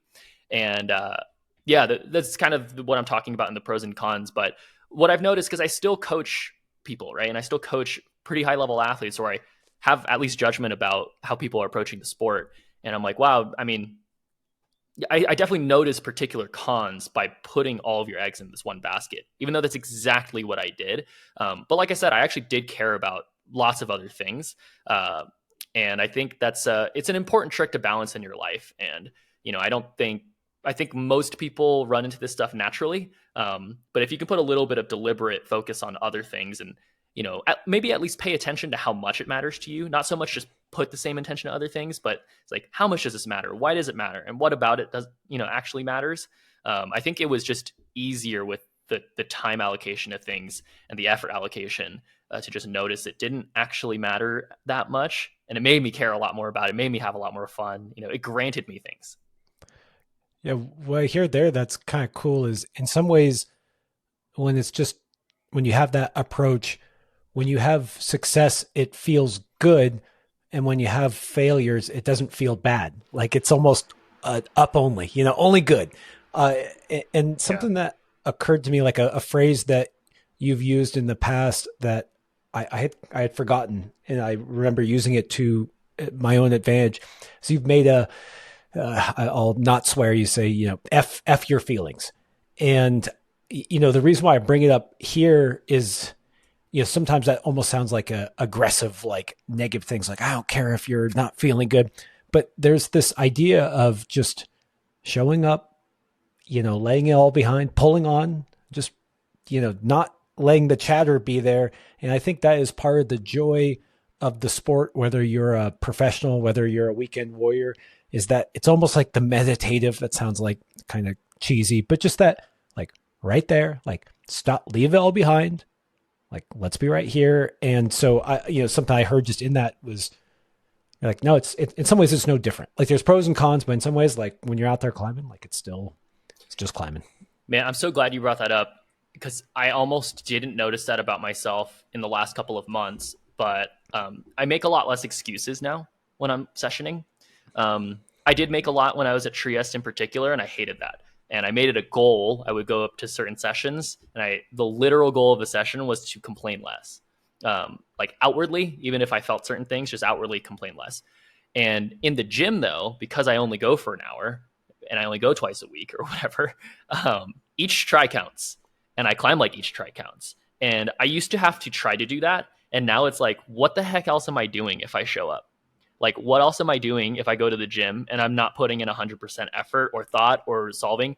Now, I used to put the effort in systems. I used to put the effort into drills, doing types of workouts. Today, as of the last the month, I was texting you, I think, and I was saying, I've been meditating. My homies, stayed at my place and he was stretching all the time. Now I'm stretching a bit more. I'm taking care of my body. And those are easy things I can do at home. But I used to go to the gym and be there for 6 hours. So I'd warm up hella nice and make up all these crazy warm up drills. And then for 2 hours and then, do some flashing, do some projecting, and then do some hangboarding and do all these different lifts. And now it's like, okay, I got an hour to climb. I don't even warm up, just go and send. And I don't really fall that much. And that's because I'm trying easy stuff, but I am just so locked in on what I'm supposed to do and I go for it. And that has been granted to me because what the heck else am I doing if I go? And I don't think everyone does that. It's just combining everything I've gone through in the past and then feeling excited when I actually get to the gym because I forced myself to. And then I show up there, I'm like, dude, you're already here. Let's go to work. I think it's a really good opportunity for that. Yeah, man, having less time can focus you and really show you what is important when you start cutting away the superfluous stuff. And dude, warming up, stretching, all that stuff, great. All this stuff, wonderful. And I feel but if you follow that guru list of you need to, meditate for 30 minutes before you start, you need to time your caffeine intake. It's dude, I got 45 minutes. I'm climbing. What do we have to do? We got to freaking climb. And I like that you can bring that intensity to that moment. Yeah, man, congrats. Thanks, I'm man. looking forward to seeing what the next chapter brings. I feel like I've been saying that to you each time because, dude, you've been just having fun, doing good things. All right, Tim, I went climbing too. It was not in Red Rocks. I'll visit you soon, dude. I mean, I don't know. It's getting hot. Anytime. Maybe we'll sport climb. I will come to Las Vegas. We'll do some kind of video or something. We'll climb on some boards. I don't know. But I took my first real trip. I don't know. It's my first real trip since having kids. Like I went to Mallorca Wow. last year for a couple of weeks with Ross and crew, and like not that that wasn't a real trip, but like deep water soloing, I don't know. It's not like it's a little different. It's just it's not exactly something you train for. There's a more mental aspect. You're in the ocean. Like it's just not exactly like, oh, this is a bouldering trip or this is a sport climbing trip. It's like a whole experience. Yeah. A damn Yeah. good experience, by the way. Hmm. I love it. Um, so I went to Fontainebleau with my family, which is, yeah, the first time. My mom even came along. What? And That's sick. yeah, yeah. And I fucking loved it, Tim. It's so good. It's just so good. I had climbed there for like a day, maybe 6 years ago when Okay. it was kind of wet and rainy, like at the end of a sport climbing trip. I haven't climbed there. I'd gone and seen that it was cool, really family friendly place. And yeah, man, I spent maybe 2.5 weeks actually climbing. I was in France for Whoa. maybe 3.5 weeks. A lot of time in Paris. Lots of the one thing I'll say about Fontainebleau: wine, quiches, croissants. I didn't even know I like quiches, dude. But in France, I like quiches because they are incredible. And yeah, just good living there. But I also found out I am not a very good climber. It's a bummer. I found out. I was talking to Chris Schulte about this, who is a font connoisseur. Has spent many times there. I wrote to him. I mean, his advice was like, go there, don't have an ego, just have fun. And I texted him back. I was like, I don't have an ego anymore because it's gone. I'm a terrible climber. And he was like, or I said, I'm a shit climber. He said, oh, well, it's good that you found that out because we all are. And the sooner you learn that, the better. And I was like, dude, that was some like wise words. But I just got to tell you, it is just it lives up to the hype, dude. I have never seen that kind of density of just bouldering. Like my wife said, it's like a gym. I was like, dude, it's not like a gym. It's like techie and slopey. And what are you talking about? It's not like a gym. She said, no, there's just climbs everywhere, like everywhere. They do this thing called like circuits where they have, a red circuit and a black circuit, and it's maybe like a grade range, whatever. Not going to get into the grades, but what blew my mind is you just walk around and it's like there's 50 climbs on the red circuit. Oh, red's too easy for you? There's 50 climbs on the white circuit. Oh, white's too easy. Black, 50 climbs on the black circuit. Oh, and by the way, there's tons of climbs that are like the famous ones that have names that aren't even on these circuits. So you just walk into like one area Oh, and there's just climb after climb after climb, and they're all good. I like didn't use a guidebook, man. I just walked what? up and I was like, oh, I'm gonna climb this.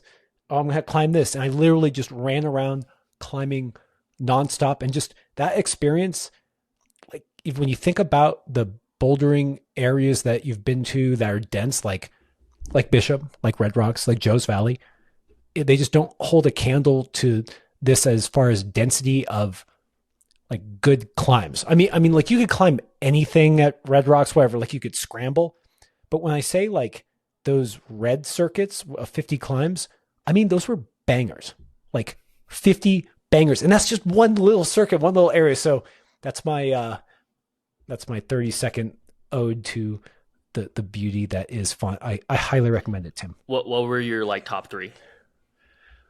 Whether you Gosh. did them or not. Um,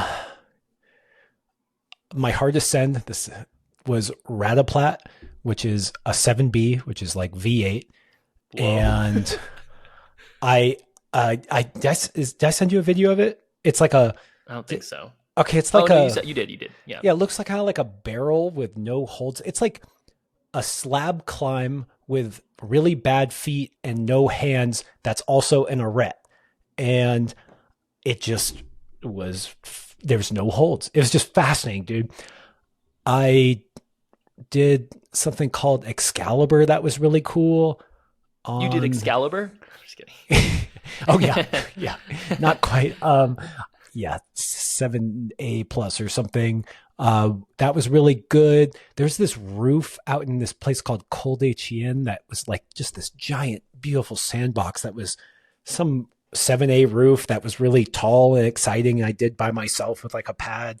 I did. So yeah, this brings me to the real topic. So Tim, I just climbed volume, dude. Like I had so much fun. Like I climbed and I climbed some more and I climbed. And because skin isn't as big an issue, well, because I was mainly on my feet, I climbed like almost every day. I have no idea what they were called. I was just having fun. And I did try one thing in the 8th grade. I tried Karma. Karma is now an 8A plus. It was put up as an 8A. It was done by Fred Nicole back in like the freaking 90s. It's famous, dude. It's Karma. And I wanted to do it. I've been seeing pictures. It's 8A plus. It's like a V12. And it's this weird thing where I'm going out and I'm just having fun, literally climbing like V6 and under, but doing like 30 problems. And then, the trip starts going on. I'm like, oh, like I'm supposed to climb something.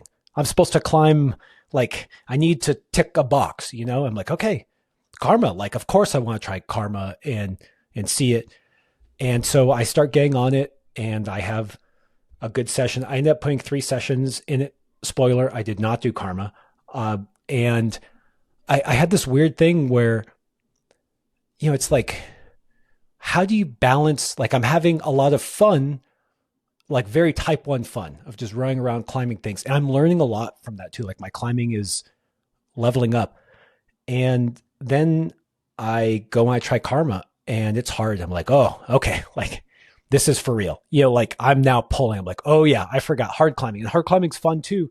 But then like, do I get sucked into this climb where, I put 3 sessions in and that last session was on my last day. And, you only get maybe like 4 real hard sessions in a trip like that. And so it's like, how do you decide like what to put your time into? Like, do you try to tick the historical test piece that you've known about for your whole life? I did walk by this V10 right next to it called Misericord, or maybe it's a V9. And I actually tried it once and took kind of a gnarly fall. And like one of my first days, I like popped and like did like a back splat onto like a single layer of pads. It kind of shook me, and I was like, but that was probably the most beautiful climb I saw that was a little bit harder. And just trying to figure out the calculus there of like, do I sink time into something that's historical and hard? Do I go for the most aesthetic line I saw, which is probably Misericord, or do I just run around doing type 1 fun? And I'm not sure. I'm just tossing it out there as like an open question to you. Like, how do you, like I'm psyched on it all, but you only have so much time, and just how do you balance that? It's a great question. It's a very layered question. There's a lot of different ways to tackle this. I do want to answer that in a second, but just to follow up to Karma, did you feel like you were capable of doing it? And why did you not do it? Oh, I'm pretty darn sure I can do it. What's crazy, dude, this is Font in a nutshell. It's like, all right, I told you I'm a shit climber. I already said this. So Tim, disclaimer, Josh is not a shit climber. I'm not, but you clearly didn't know this particular language. I have holes in my climbing, of course. Thanks. Let's clean that up. Yeah, I have holes in my climbing. And what was fascinating about Karma is, like usually if you take me to a V12, like this was really, it would happen in Waco all the time. Like I go to a V12 or whatever grade. And it's like, oh, I can do this. And often I would just do it. Like, in fact, all of my hardest sends, like my top 3 or 4 hardest sends, I think I've done them in like a session, like some of them in 15 minutes. Like it's like, okay, I can do it. Okay, I'm going to do it. And now, to be fair, I haven't projected a lot, so it's not fair to say that. But my point is like I have a pretty good understanding of my physicality, and it becomes a little bit binary where it's like, can you execute right now or not? Karma, I get on, I'm like, oh, I can't do the first move. What am I doing? And I spend like the whole session just like working on it. And I'm like, oh, I can just do the first move. It feels very natural. And it was You hear about it all the time. It's like, oh, I unlocked something, right? Just like you were talking about with the knob, like, oh, I figured out the movement. And then I don't want to say I had the move on lock, but I was like, oh, this isn't hard. Like, I just need to move correctly. And yes, there's a physicality. Like, I'm not saying like you get tired from it. I definitely felt it the next day. But then I go the next time. I try like some different beta. Oh, it felt really hard. Like, I tried this like kind of heel hook first beta, and I kind of committed to it. And then by the end of the session, I was like, oh, dude, it's just casual like this. So my point is every time I went, I would make a step function and improvement in moves that felt physically difficult or straight up mind bending and impossible suddenly felt easy. And so I felt like I was making consistent progress for sure. I don't think physicality was what was holding me back. That's pretty awesome. I do want to comment a bit. Yeah, thanks for sharing, man. That's super cool. I've never been to Fontainebleau, but it's in the top 3 of my lifetime places to go. And I particularly, just like me as a climber, I like to wait to go to some areas if I have enough time for it and I'm in the right shape to do as much as I can. To kind of answer this point is like, I know how to have a good trip and I know how to have a bad trip. So I want to have great trips, and I'm willing to like not just, I've had some opportunities just to drive over to Font if I'm like there, but I'm not going to go do that. I'm going to wait for my awesome trip and like, have my great trip. Because I also believe, as part of answering that question, is that some things compound to, and I think that's why you naturally were like, let's go through these classics and get some wins, and then we can dedicate, right? Because you've already gotten this other experience. It was actually because of that where it felt like if you were failing on karma, it wasn't anymore the trip was a failure. That's like one general way to answer that question. And I will dig into it, but just to comment on Fontainebleau, I think it's fascinating. The vast majority of consumption in climbing in boards, gyms, most other climbing areas, especially the way that we look at grades. There's a gym that just opened in Michigan called Shift, and they adopted the circuit grading system literally based on Fontainebleau, and I think it's awesome. I was just messaging, it's actually JB, Jonathan Brand, I know him. I was messaging the Shift Instagram. He's an L5 setter. He's a great guy. But he, I think, was part owner of this gym. And we were just messaging a little bit, and he was even correcting my language that I was using, describing the grading and, difficulties and stuff. And I love that he was looking at that. And he's like, yeah, people love it. But some person also just posted, says that he did some V4 and is like, that's like literally opposite from the point.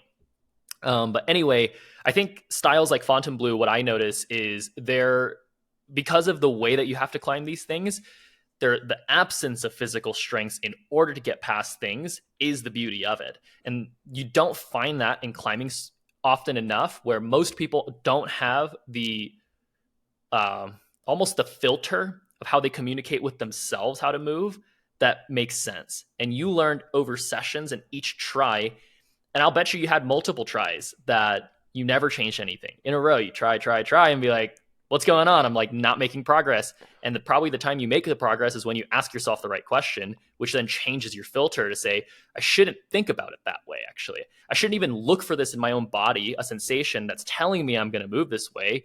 I should just ask, like, what's going wrong and how do I actually do that? And then how would I actually feel if I was to change for it? And I think when you absent strength, you absent power metrics, I think it's awesome to like answer questions of movement in that particular way. And Font is just geared perfectly to force you to confront not having strength, because it just is not the answer. What's crazy is the V0s. It doesn't work to equate the grade because there's like 2s, 3s, 4As, 4Bs. I don't even know. Like whatever it goes like that all the way until like Radaplat is 7B, which is on the lower edge of V8, and then 7B plus is considered harder V8, and then all of a sudden it syncs up where like 7C is V9. But when you get below V7, it's just not appropriate to look at it as a grade. It's not a V grade, it's a Font grade. And what's crazy is that the V or the 3A, whatever that means, does not have jugs on it, Tim. Like, it does not. And you look at these slabs or these easy climbs, and it's like when we were talking with Palmer Larson, and he was saying how you could set a V4 that's a V4 if you put like a good crimp on it, and it's a V4 if you put like a nothing hold on there, and just the in-cutness allows you different degrees of ways to do the problem based on strength. But if it's just purely technical based, then it's still a V4. It's just, not a crimp. And it was like that, where these unbelievably easy climbs required a lot out of you. And that's why it was so fun, man. It was just, so it was like that the whole entire way. And you just could not, so this idea of using strength as your answer, it gets beat out of you very quickly. Well, not as quickly as I would have liked, because what came to mind when you said you got to ask yourself the right questions is that I'm still, I'm surprised at how long it took me to ask those questions, because sometimes you start losing the ability to even understand where to ask the question. Like, oh, I should be thinking about the smear and putting more weight there, or looking for that little dimple. Like, instead of, oh, well, maybe if I adjusted my finger onto this knob, like you start narrowing where you ask those questions, because I've been spending too much time on boards or whatever the case may be, and not enough time on font, And so, yeah. And actually, just to touch on that, I don't think that's fully the case either. I think climbing performance to get your highest potential output on any given try is tied to your understanding of something, but also your confidence. Like, if you believe you're going to do something, you generally just go for it. And, the point about strength-based movement is that because the answers are generally simpler, it's a lot easier for most people just to be like, I'm just going to do that and try hard and go for that and do this. And you probably ran into this on Karma, or like probably lots of other font problems, where you're like, because I don't know, I'm spending most of my effort finding. But if you can match finding and still putting that same amount of effort in the same try, then you'll just keep iterating that over and over again, and you'll probably find and still making progress. And it's really difficult to do that. But that's actually the style that I personally love the most in rock climbing. And I think it's something that competition climbing can do, and they don't often do it. But it's what I experienced at B Pump. Like, it's a very similar thing that you're saying, where the lower grades didn't represent difficulty in the traditional sense. It represented what it required of you once you understood how to do it, what it actually required of you in a physical requirement. And that's how climbing I understand it to be. And that's usually when I grade things. I grade it to, once you kind of understand it, what is a physical requirement you absolutely need at a minimum to do this thing? And could it feel 4 grades harder? Yeah, if you're wasting your energy, right? Yeah. Do you have to waste your energy if you're skilled enough? That's kind of what it sounds like Font is testing a lot.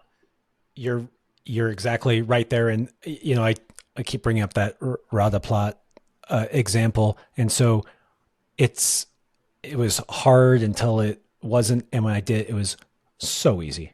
I mean, so easy. Like, my video is just, I showed it to someone, they're like, oh, it looks like you're walking up a ladder. Cause it's physically like not that physical, and just a learning and understanding. And so I want to tell you a few of the things that I learned from spending a ton of time on easy, quote unquote, easier climbs, or, physically easier, but still challenging. My whole body changed from spending so much time on lower angle, smeary slab stuff. So a few things happened, dude. My foot, my feet got stronger. So I was using really soft shoes. So typically I grew up climbing with really stiff shoes. You put me on granite slabs, I'm going to reach for, something stiff as a board. Now I've been playing around with a lot softer shoes. And then in Font, it's really smeary. And yes, you could use some kind of stiff shoe, but just like, I'm not looking for a crystal to put my weight on. It's more like a dish. Surface area. Yeah. And so I was using soft shoes and climbing slab like that. And dude, my feet got stronger and different. After like a week there, I swear, like, just my hips were, when I walk around the forest, I felt kind of loose. And actually, when I came back here, I was doing my little mini workout at the end of a session, which include pistols and, like a one-legged squat. And usually my pistols are off and on, and I'll just like do a negative, like just lower down. It's one of my weaker movements. And I was easily able to do a pistol despite not having done them for 6 weeks or whatever. I was like, whoa, I was really on my feet. And just this like, yeah, my whole lower body physically transformed, and it really made me think. I mean, it made me think a few things. One thing, just I am missing volume on lower angle real rock. I mean, maybe you could extend this to gym climbing, but I just realized that I I spend a lot of time on boards. I love boards. They do wonders for me on a certain thing. But everything has a pros and cons, and I wouldn't say you should not do that. But I just was like, wow, I need to spend more time outdoors on lower angle terrain, really using my legs. It really hit me hard, and perhaps like softer shoes. I'm not saying that, oh, I need to go wear soft shoes on granite slabs, but there was something there that taught my foot and body something different that I didn't have before. I gained something from it. Nice. That's awesome. Yeah, I hope people can extrapolate from that, what is helpful, which it's a very important lesson. I didn't have too many of these experiences, but for whatever reason, I just looked at climbing in this way where I thought that was very important. And advice that I have for you, Josh, is you don't. So something I used to say a lot is I believe that climbers are generally their ability is a compilation of all of the moves they have done in their past, and also how much of those lessons they can continuously iterate on. I don't believe you need to continuously go to Fontainebleau ever again. Actually, you've learned and felt what you're. Tim, please let me go back. I want to go back. You should go back for the enjoyment factor, but I'm talking about the mastery aspect of climbing. You can take what you've learned and keep iterating off of it. And because everything you're mentioning is stuff I regularly do in the gym. I don't need to go to Fontainebleau, but if I got to go, I would learn way more complexity about the things that I'm even training that I think there it would keep teaching me more iterations of what I'm trying to look for. But you can take what you've learned and keep working on it because you've just noticed things that are new tools that you have in your toolkit to move, period. And it's who's to say that you're, 40 feet up on a lead route and you get to this more low angled section and it's just more efficient for you to climb in this way, right? Your ability to, acknowledge that, have experience doing it, trust that it's helpful, and then implement it is huge in climbing. You have to be able to analyze optimal, efficient sequences, the best way to do something often, and your experience doing things well in totally different styles. And you said something earlier about Fontainebleau as well, where your skin was lasting a little bit longer, and you could just have more repetitive sessions. So when I went to B Pump, we went for 3 days straight for 6-hour sessions. And the biggest thing is that I don't think I grabbed many crimps at all. And when you have structure in your hands in a particular way, it's just a no-brainer that you can grab certain types of positions in your hands for way longer, more repetitively. And if the intensity is not very high, it's just not as painful, right? So I'm sure your skin was going, but in a totally different way that can last a lot longer. You probably didn't even need good skin for lots of other challenges that you were trying to do. You could just keep popping on. I wanted to answer your question about, kind of tactics, because I do think I have a practical set of guidances here. Because my first time in Bishop, my coach at the time and the team we were with, he was one of those coaches that didn't let us try harder things that we wanted to try until we went through like the circuits that he had given for us. And they were really hard, lower graded problems that honestly were extremely frustrating to do.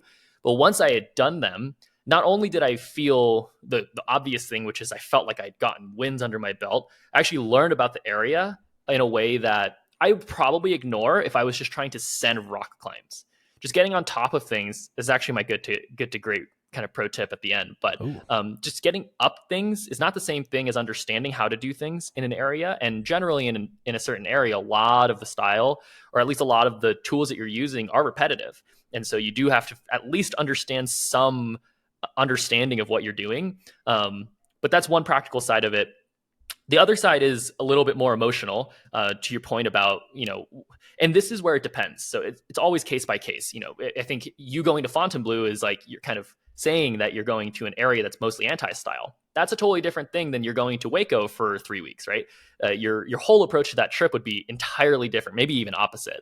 But I would say, especially if you're going to areas that you might know already that you might have a little bit of a struggling time, which are areas probably like Fontainebleau for most people. You got to ask yourself first, like, what does success mean to you for this trip? and what are the types of situations you would go through and experience that would cause a bad time.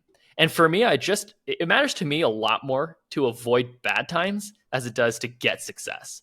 Even if I'm not getting any success, but I've also not had any bad times, it's a great trip. Like, I've had a couple of trips where I walk away having a bad time and I only think about the bad time. I don't think about any other part of my trip. So I just want to avoid as many bad times as possible. And generally, you see bad times more, not so much if you put a bunch of effort and you have a ton of great tries on something you've never sent before. I actually don't think people count that as a bad experience. It's how you feel about it. So again, it's associated to how you feel about success. And if you tie success to sending this rock climb for whatever reason, then you're not going to have a great time. Even if you do it, you might not have a great time. I think you just be mad at yourself. People just get mad at themselves for like all sorts of BS reasons, in my opinion. But I think the easiest win and the easiest practical answer to take from that is before you go on your trip, whether you're going for a day, whether you're going for a week or a month, log a couple of things that you would like to be successful. Some of them can be totally physical things like I want to send this grade, a couple of these grades. Fine. But you can say, I want to be able to morph my feelings towards learning a new technique. You can just find that success. I want to my point about Trieste, I want to not complain one time this day. I actually call that success. And you don't believe how proud I was of myself walking. I was smiling. I was like walking. I was like, dude, I never complained. I didn't say one thing about my skin. And there's a lot of ways to find success. And so find what is success to you? What does that actually mean? And I think you can have a great trip that way. Dude, that's very, very wise of you, Tim. I like it. I mean, I guess on that metric, I mean, I had a freaking blast, dude. I want to go back next year. I want to go back the year after that. And honestly, because it's so family friendly, my family had a blast. There's kid circuits, there's eating and shopping in Paris. My mom just liked cruising around the forest. She would come out with us, go on a big walk. And when she came back, she would open the bottle of wine. And, that's my day. But now that I think about kind of what I was maybe measuring as success going into it, which is, dude, I love that you pointed out. I also love that, that opposite idea, like looking at the other way, that if you have avoid bad times. Avoid bad times. Yeah, that's what you said. That's great. And I knew I wanted to just climb volume because that one day I had been there, I was like, holy shit, the easy climbs are so fun. And I don't know if I thought it was necessarily going to be an anti-style. And I don't know if it's totally an anti-style. Like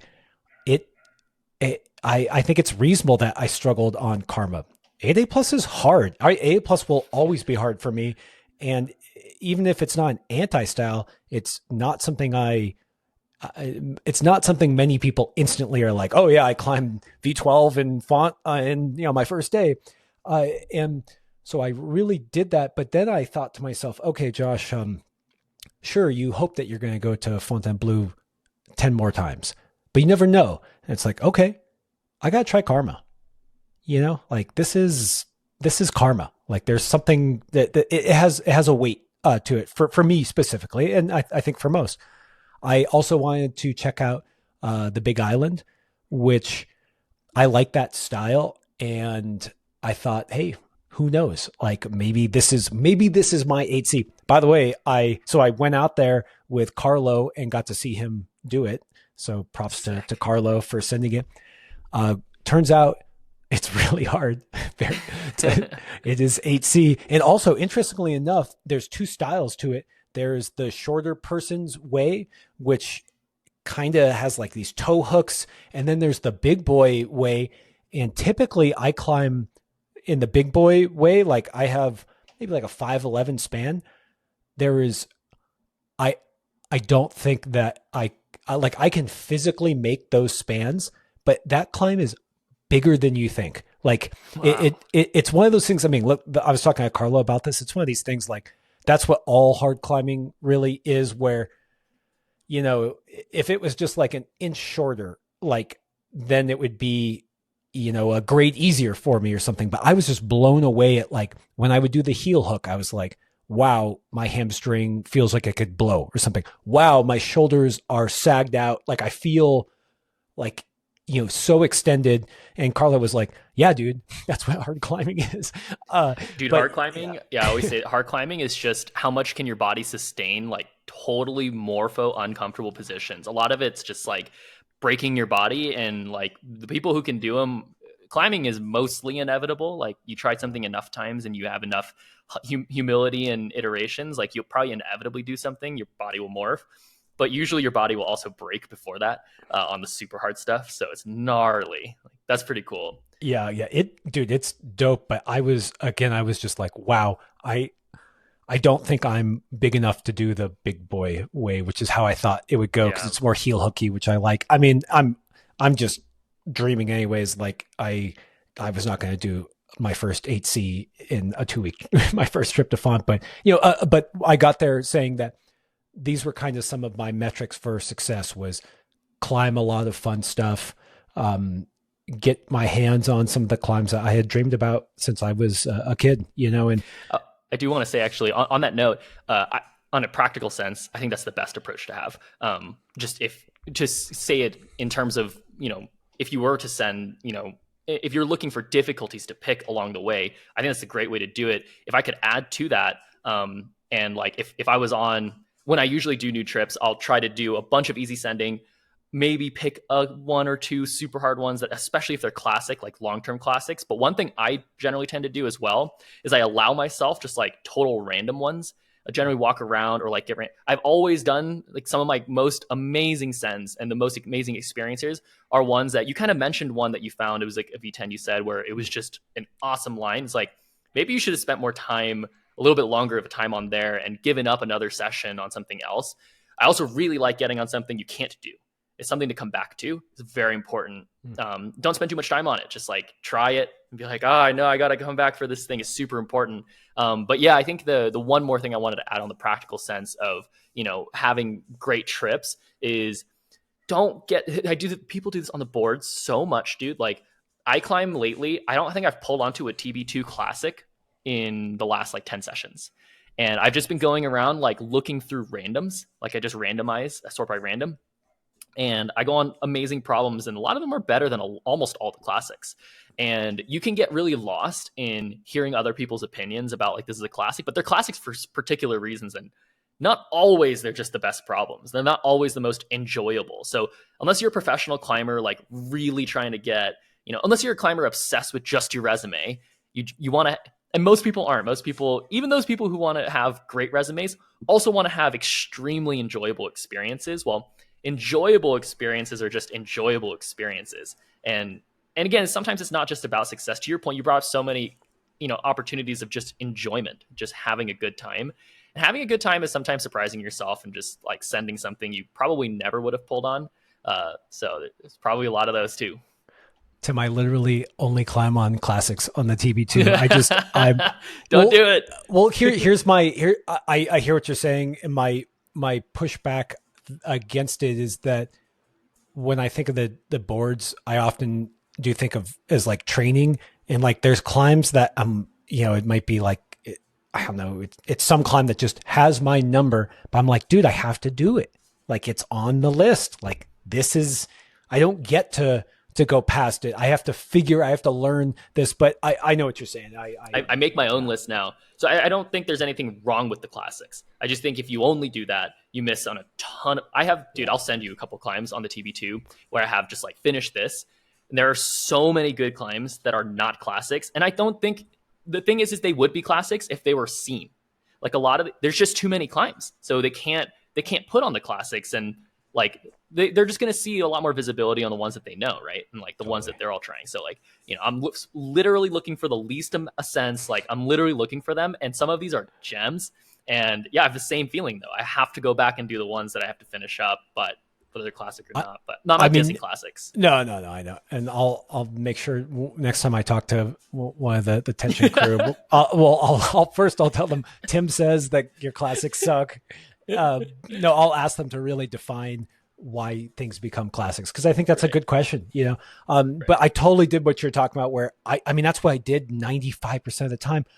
Tim, I can't log on 8a.new my scorecard what I did because I don't know what I climbed, dude. It's like, white so number 13. Like, in Isatis. What the hell is that? Like, maybe there's a name, but it just doesn't even have a freaking name. And it is so fun.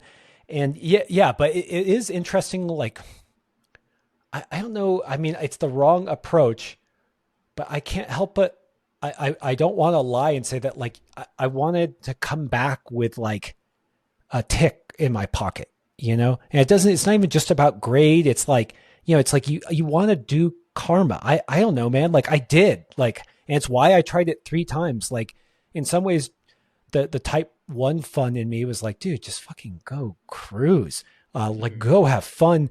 But then I will also say that I go out to karma kind of later in the trip. It's a cold morning. I wake up early. I start trying it. I'm like, oh yeah, I like this too. Not because it's karma, but because it's hard. And it's fun to tech my way up, 7 A's or whatever. Like, it's fun to get my butt kicked on a 5B, whatever the heck that is, and then figure it out. And then it feels easy. That's fun.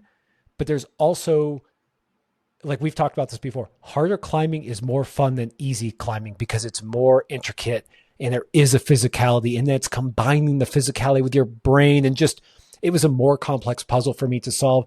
And so something I'm always like wary of is, am I trying to just do type 1 fun because, like, it's a little daunting. It's like, oh really, you're going to go, like, let's go find out what karma is. You might, like, you're kind of like scared. You're like, oh, like, maybe I can't do it.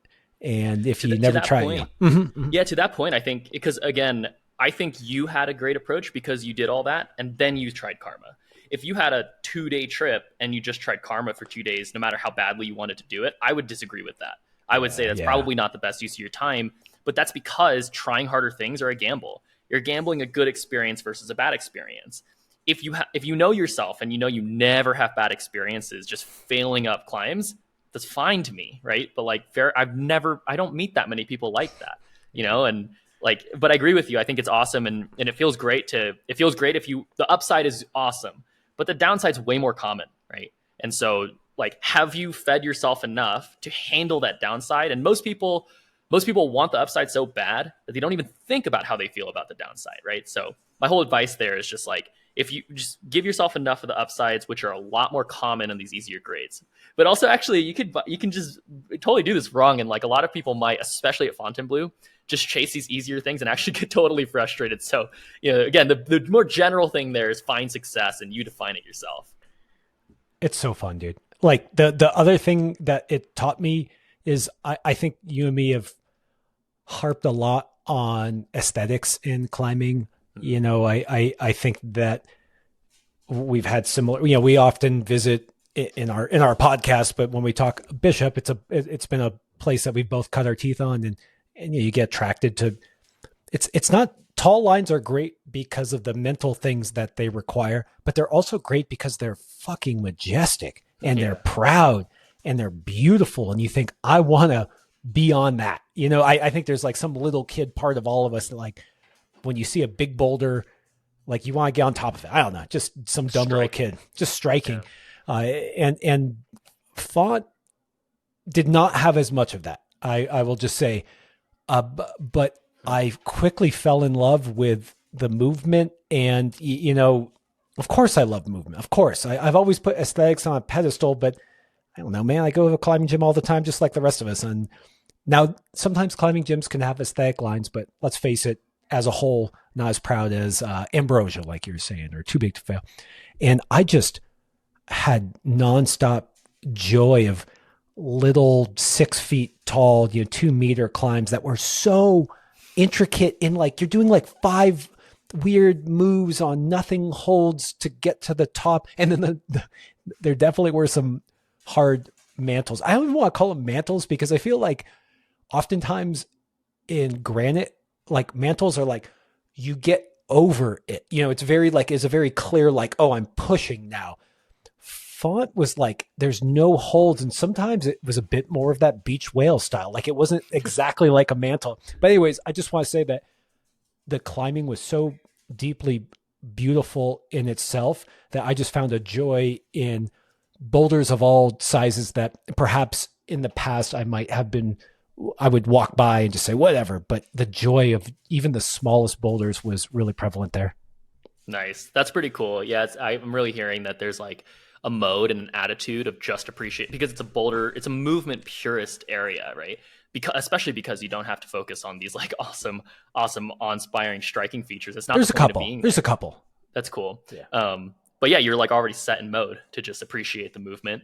Whereas, and because you get that in Bishop and you get that in Red Rocks and Yosemite, like there are the same types of movement things and often overlooked, right?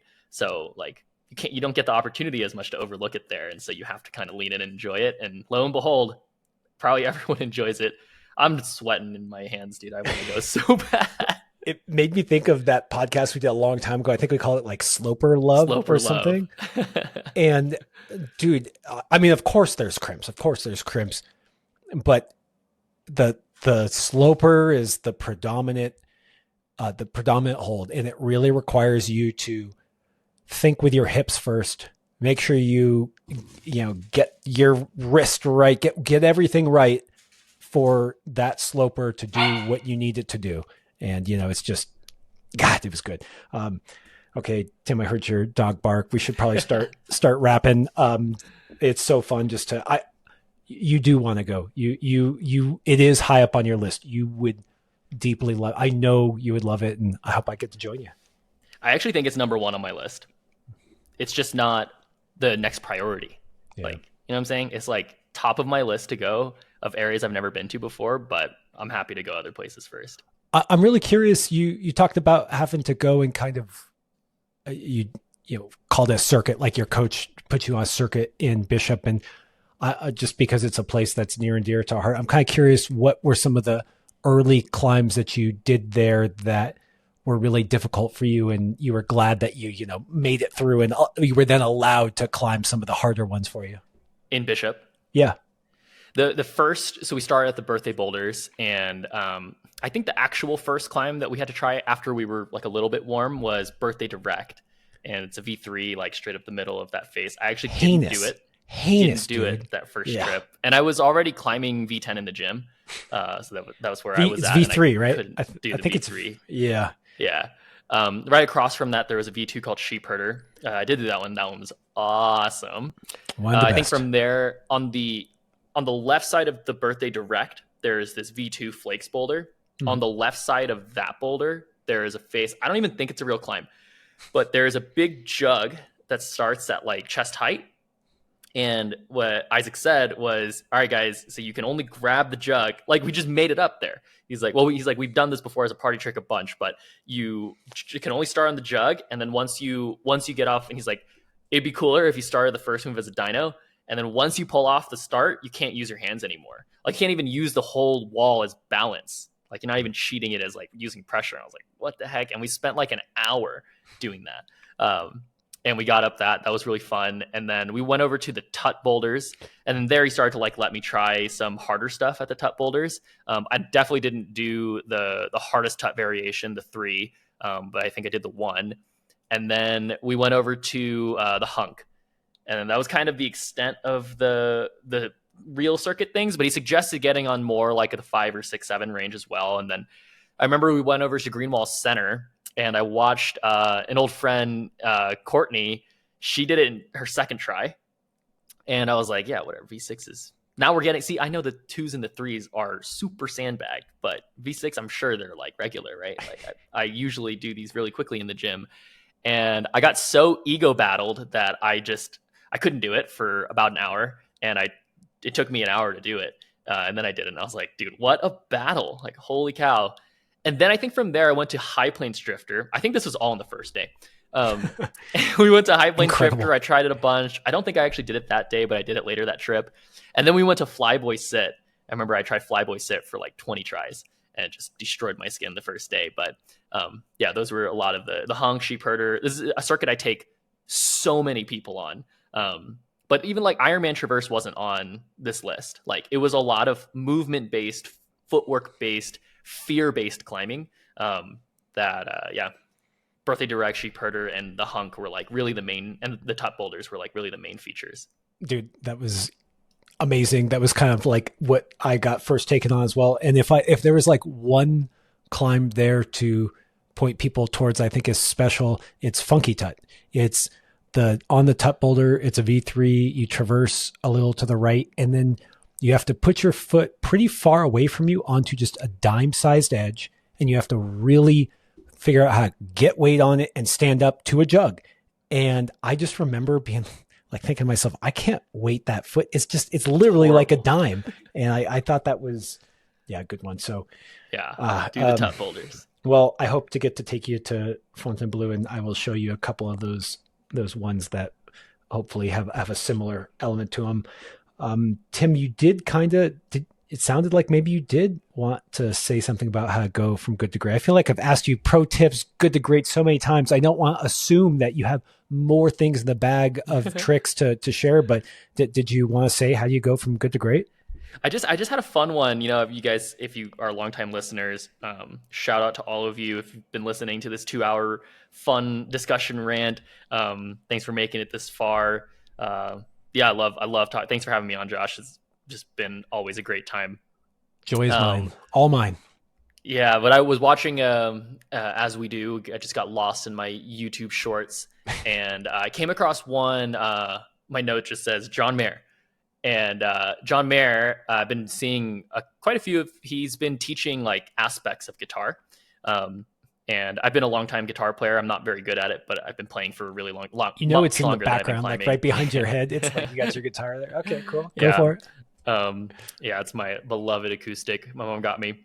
But, I think you need to grow out your hair, though. I feel like is that the pro tip? Just really like long hair for the guitar. I'm not enough of a poser. John Mayer is a phenomenal guitar player and a singer, of course. We know that. But his pro tip, he was, and this, I'll relate this to climbing, but he was explaining, he was playing one of his riffs to one of his songs. Super classical riff. You would always like know it. And he's like, you can play this riff and you understand how to play my song. But if you understand why I played it this way, I'm kind of paraphrasing it, but he's like, if you understand it, why I played this way, then you understand the music of it. And I was like, man, that is exactly how I try to explain climbing. You can repeat moves and repeat boulders and repeat, techniques.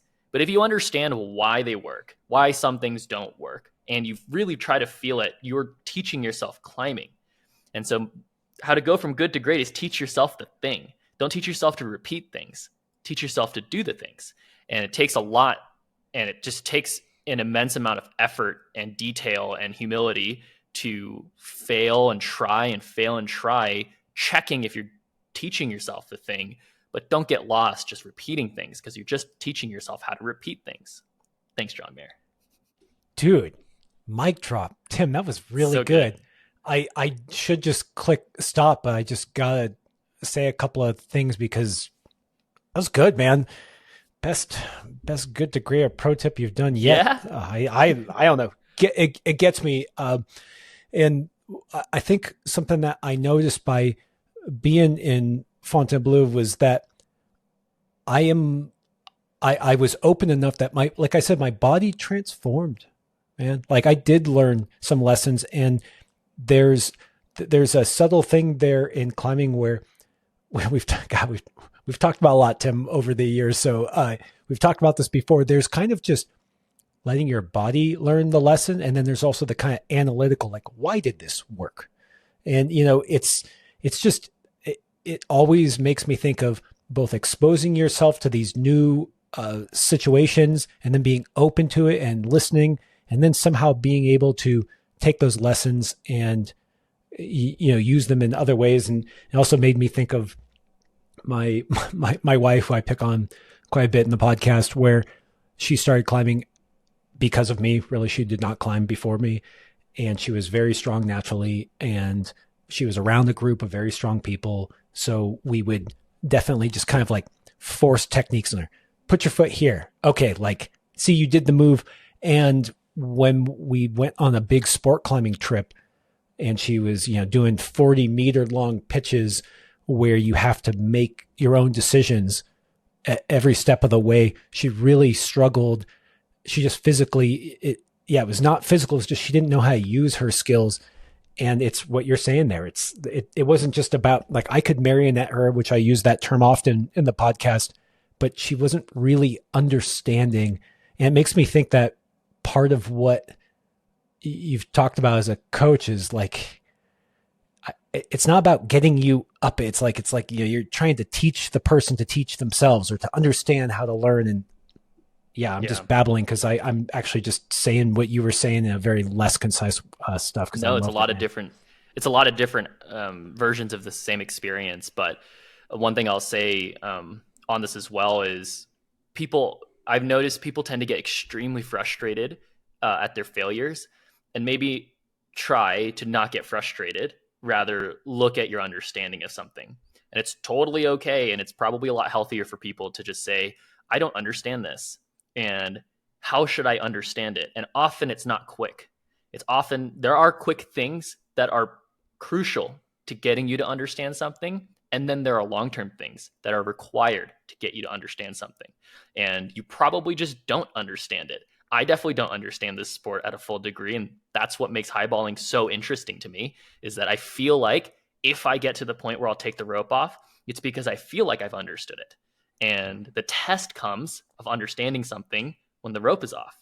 And it's fascinating to me. And it's not how you're supposed to do the sport. That's how I want to do the sport. I don't know if that's how you're supposed to do the sport, but I've noticed, and I've heard it through it's the guitar he's talking about, right? But it's a total creative endeavor. It's the same thing where people just repeat on guitar. And that's how I play the guitar. It's a big frustration of mine that I've had on guitar since I was like 8 years old, is I can repeat songs and I can't make my own. I can't learn complex ones that really require you to understand the theory. And it's like, I know nothing about theory. And it's like, check how much you might know about it. And maybe you won't get so frustrated. Yeah, there's another level that is kind of here that I've just started seeing more and more as I get older, is like, it's almost like getting better at yourself. Okay. The example, I'm not saying this right, but my example was, so I was on Karma. I was saying how I was like, oh, I'm failing. I need to ask myself these questions. And I was like, okay, I'm going to use the crimp bubble. But no, the truth is that I needed to focus more on my feet and legs. And I did that, but it took me a long time. And what I'm talking about is that you can get better at that system of like, you're like, okay, I know that I need to ask questions. Okay, I know that I often ask the wrong question. Just speeding up that thing is like another way that we get better as practitioners. And it's kind of like this funny, weird, it's like getting better at yourself. I'm not saying that quite right, but hopefully it's coming across. I think what you're saying is, in order to get better at getting better, you generally get in your own way. And you have to improve at not getting in your own way to get better at getting better, which comes in systems. And there's lots of different systems and lots of different things that we do in life to improve at things. But a common one is that we tend to answer our own questions before we ask them. Like, we tend to just know what we're supposed to do before you even know what you're fucking asking. It's ridiculous, dude. Like, that's what happens in arguments all the time, right? Like, you argue and someone pisses you off and you already feel something. And it's like, do you even know what you guys are arguing about? Like, you know, do you even know what this other person is like hurt by? Maybe they're just saying something and you didn't actually ask. You know, you're arguing with your climbing all the time, right? So, got to get better at arguing. Well, it's a trap that I think I'm fairly experienced at climbing at this point, and so I often think I know the answers. I you know, and so just it's that open mind, curiosity, and I guess I just, you know, had a dose of it. It's just a good reminder, you know, and it's all the more reason to go out and put yourself in these different situations. Like, I don't know if I don't want to just say font was outside my style. I'm not sure that is, I don't think that's true. I don't want to like say, oh, I didn't send karma because that's not exactly right. But I did learn a lot because it was different from what I'm used to. And so that was good. Even though that means I should probably go and my next trip should be somewhere totally else, I'll probably go back to font because boy, I can't recommend it enough. I think you'd be hard pressed to not have fun there, even if all you did was, be like my mom and walk in the forest and drink wine, because that wine is good and that forest is beautiful. That's awesome, dude. I love climbing. I love climbing too, Tim. And I love doing podcasts with you. Thanks for coming back on, and it'll happen again soon. Yes, sir. Thanks for tuning in. If you'd like even more content, go to patreon.com/testpiece. And while you're at it, share this podcast with someone you know who would love it. And please leave us a review or rating at wherever you get your podcasts. We've also got tons of great content on YouTube and Instagram, so don't forget to like and subscribe there. Okay, see you next week.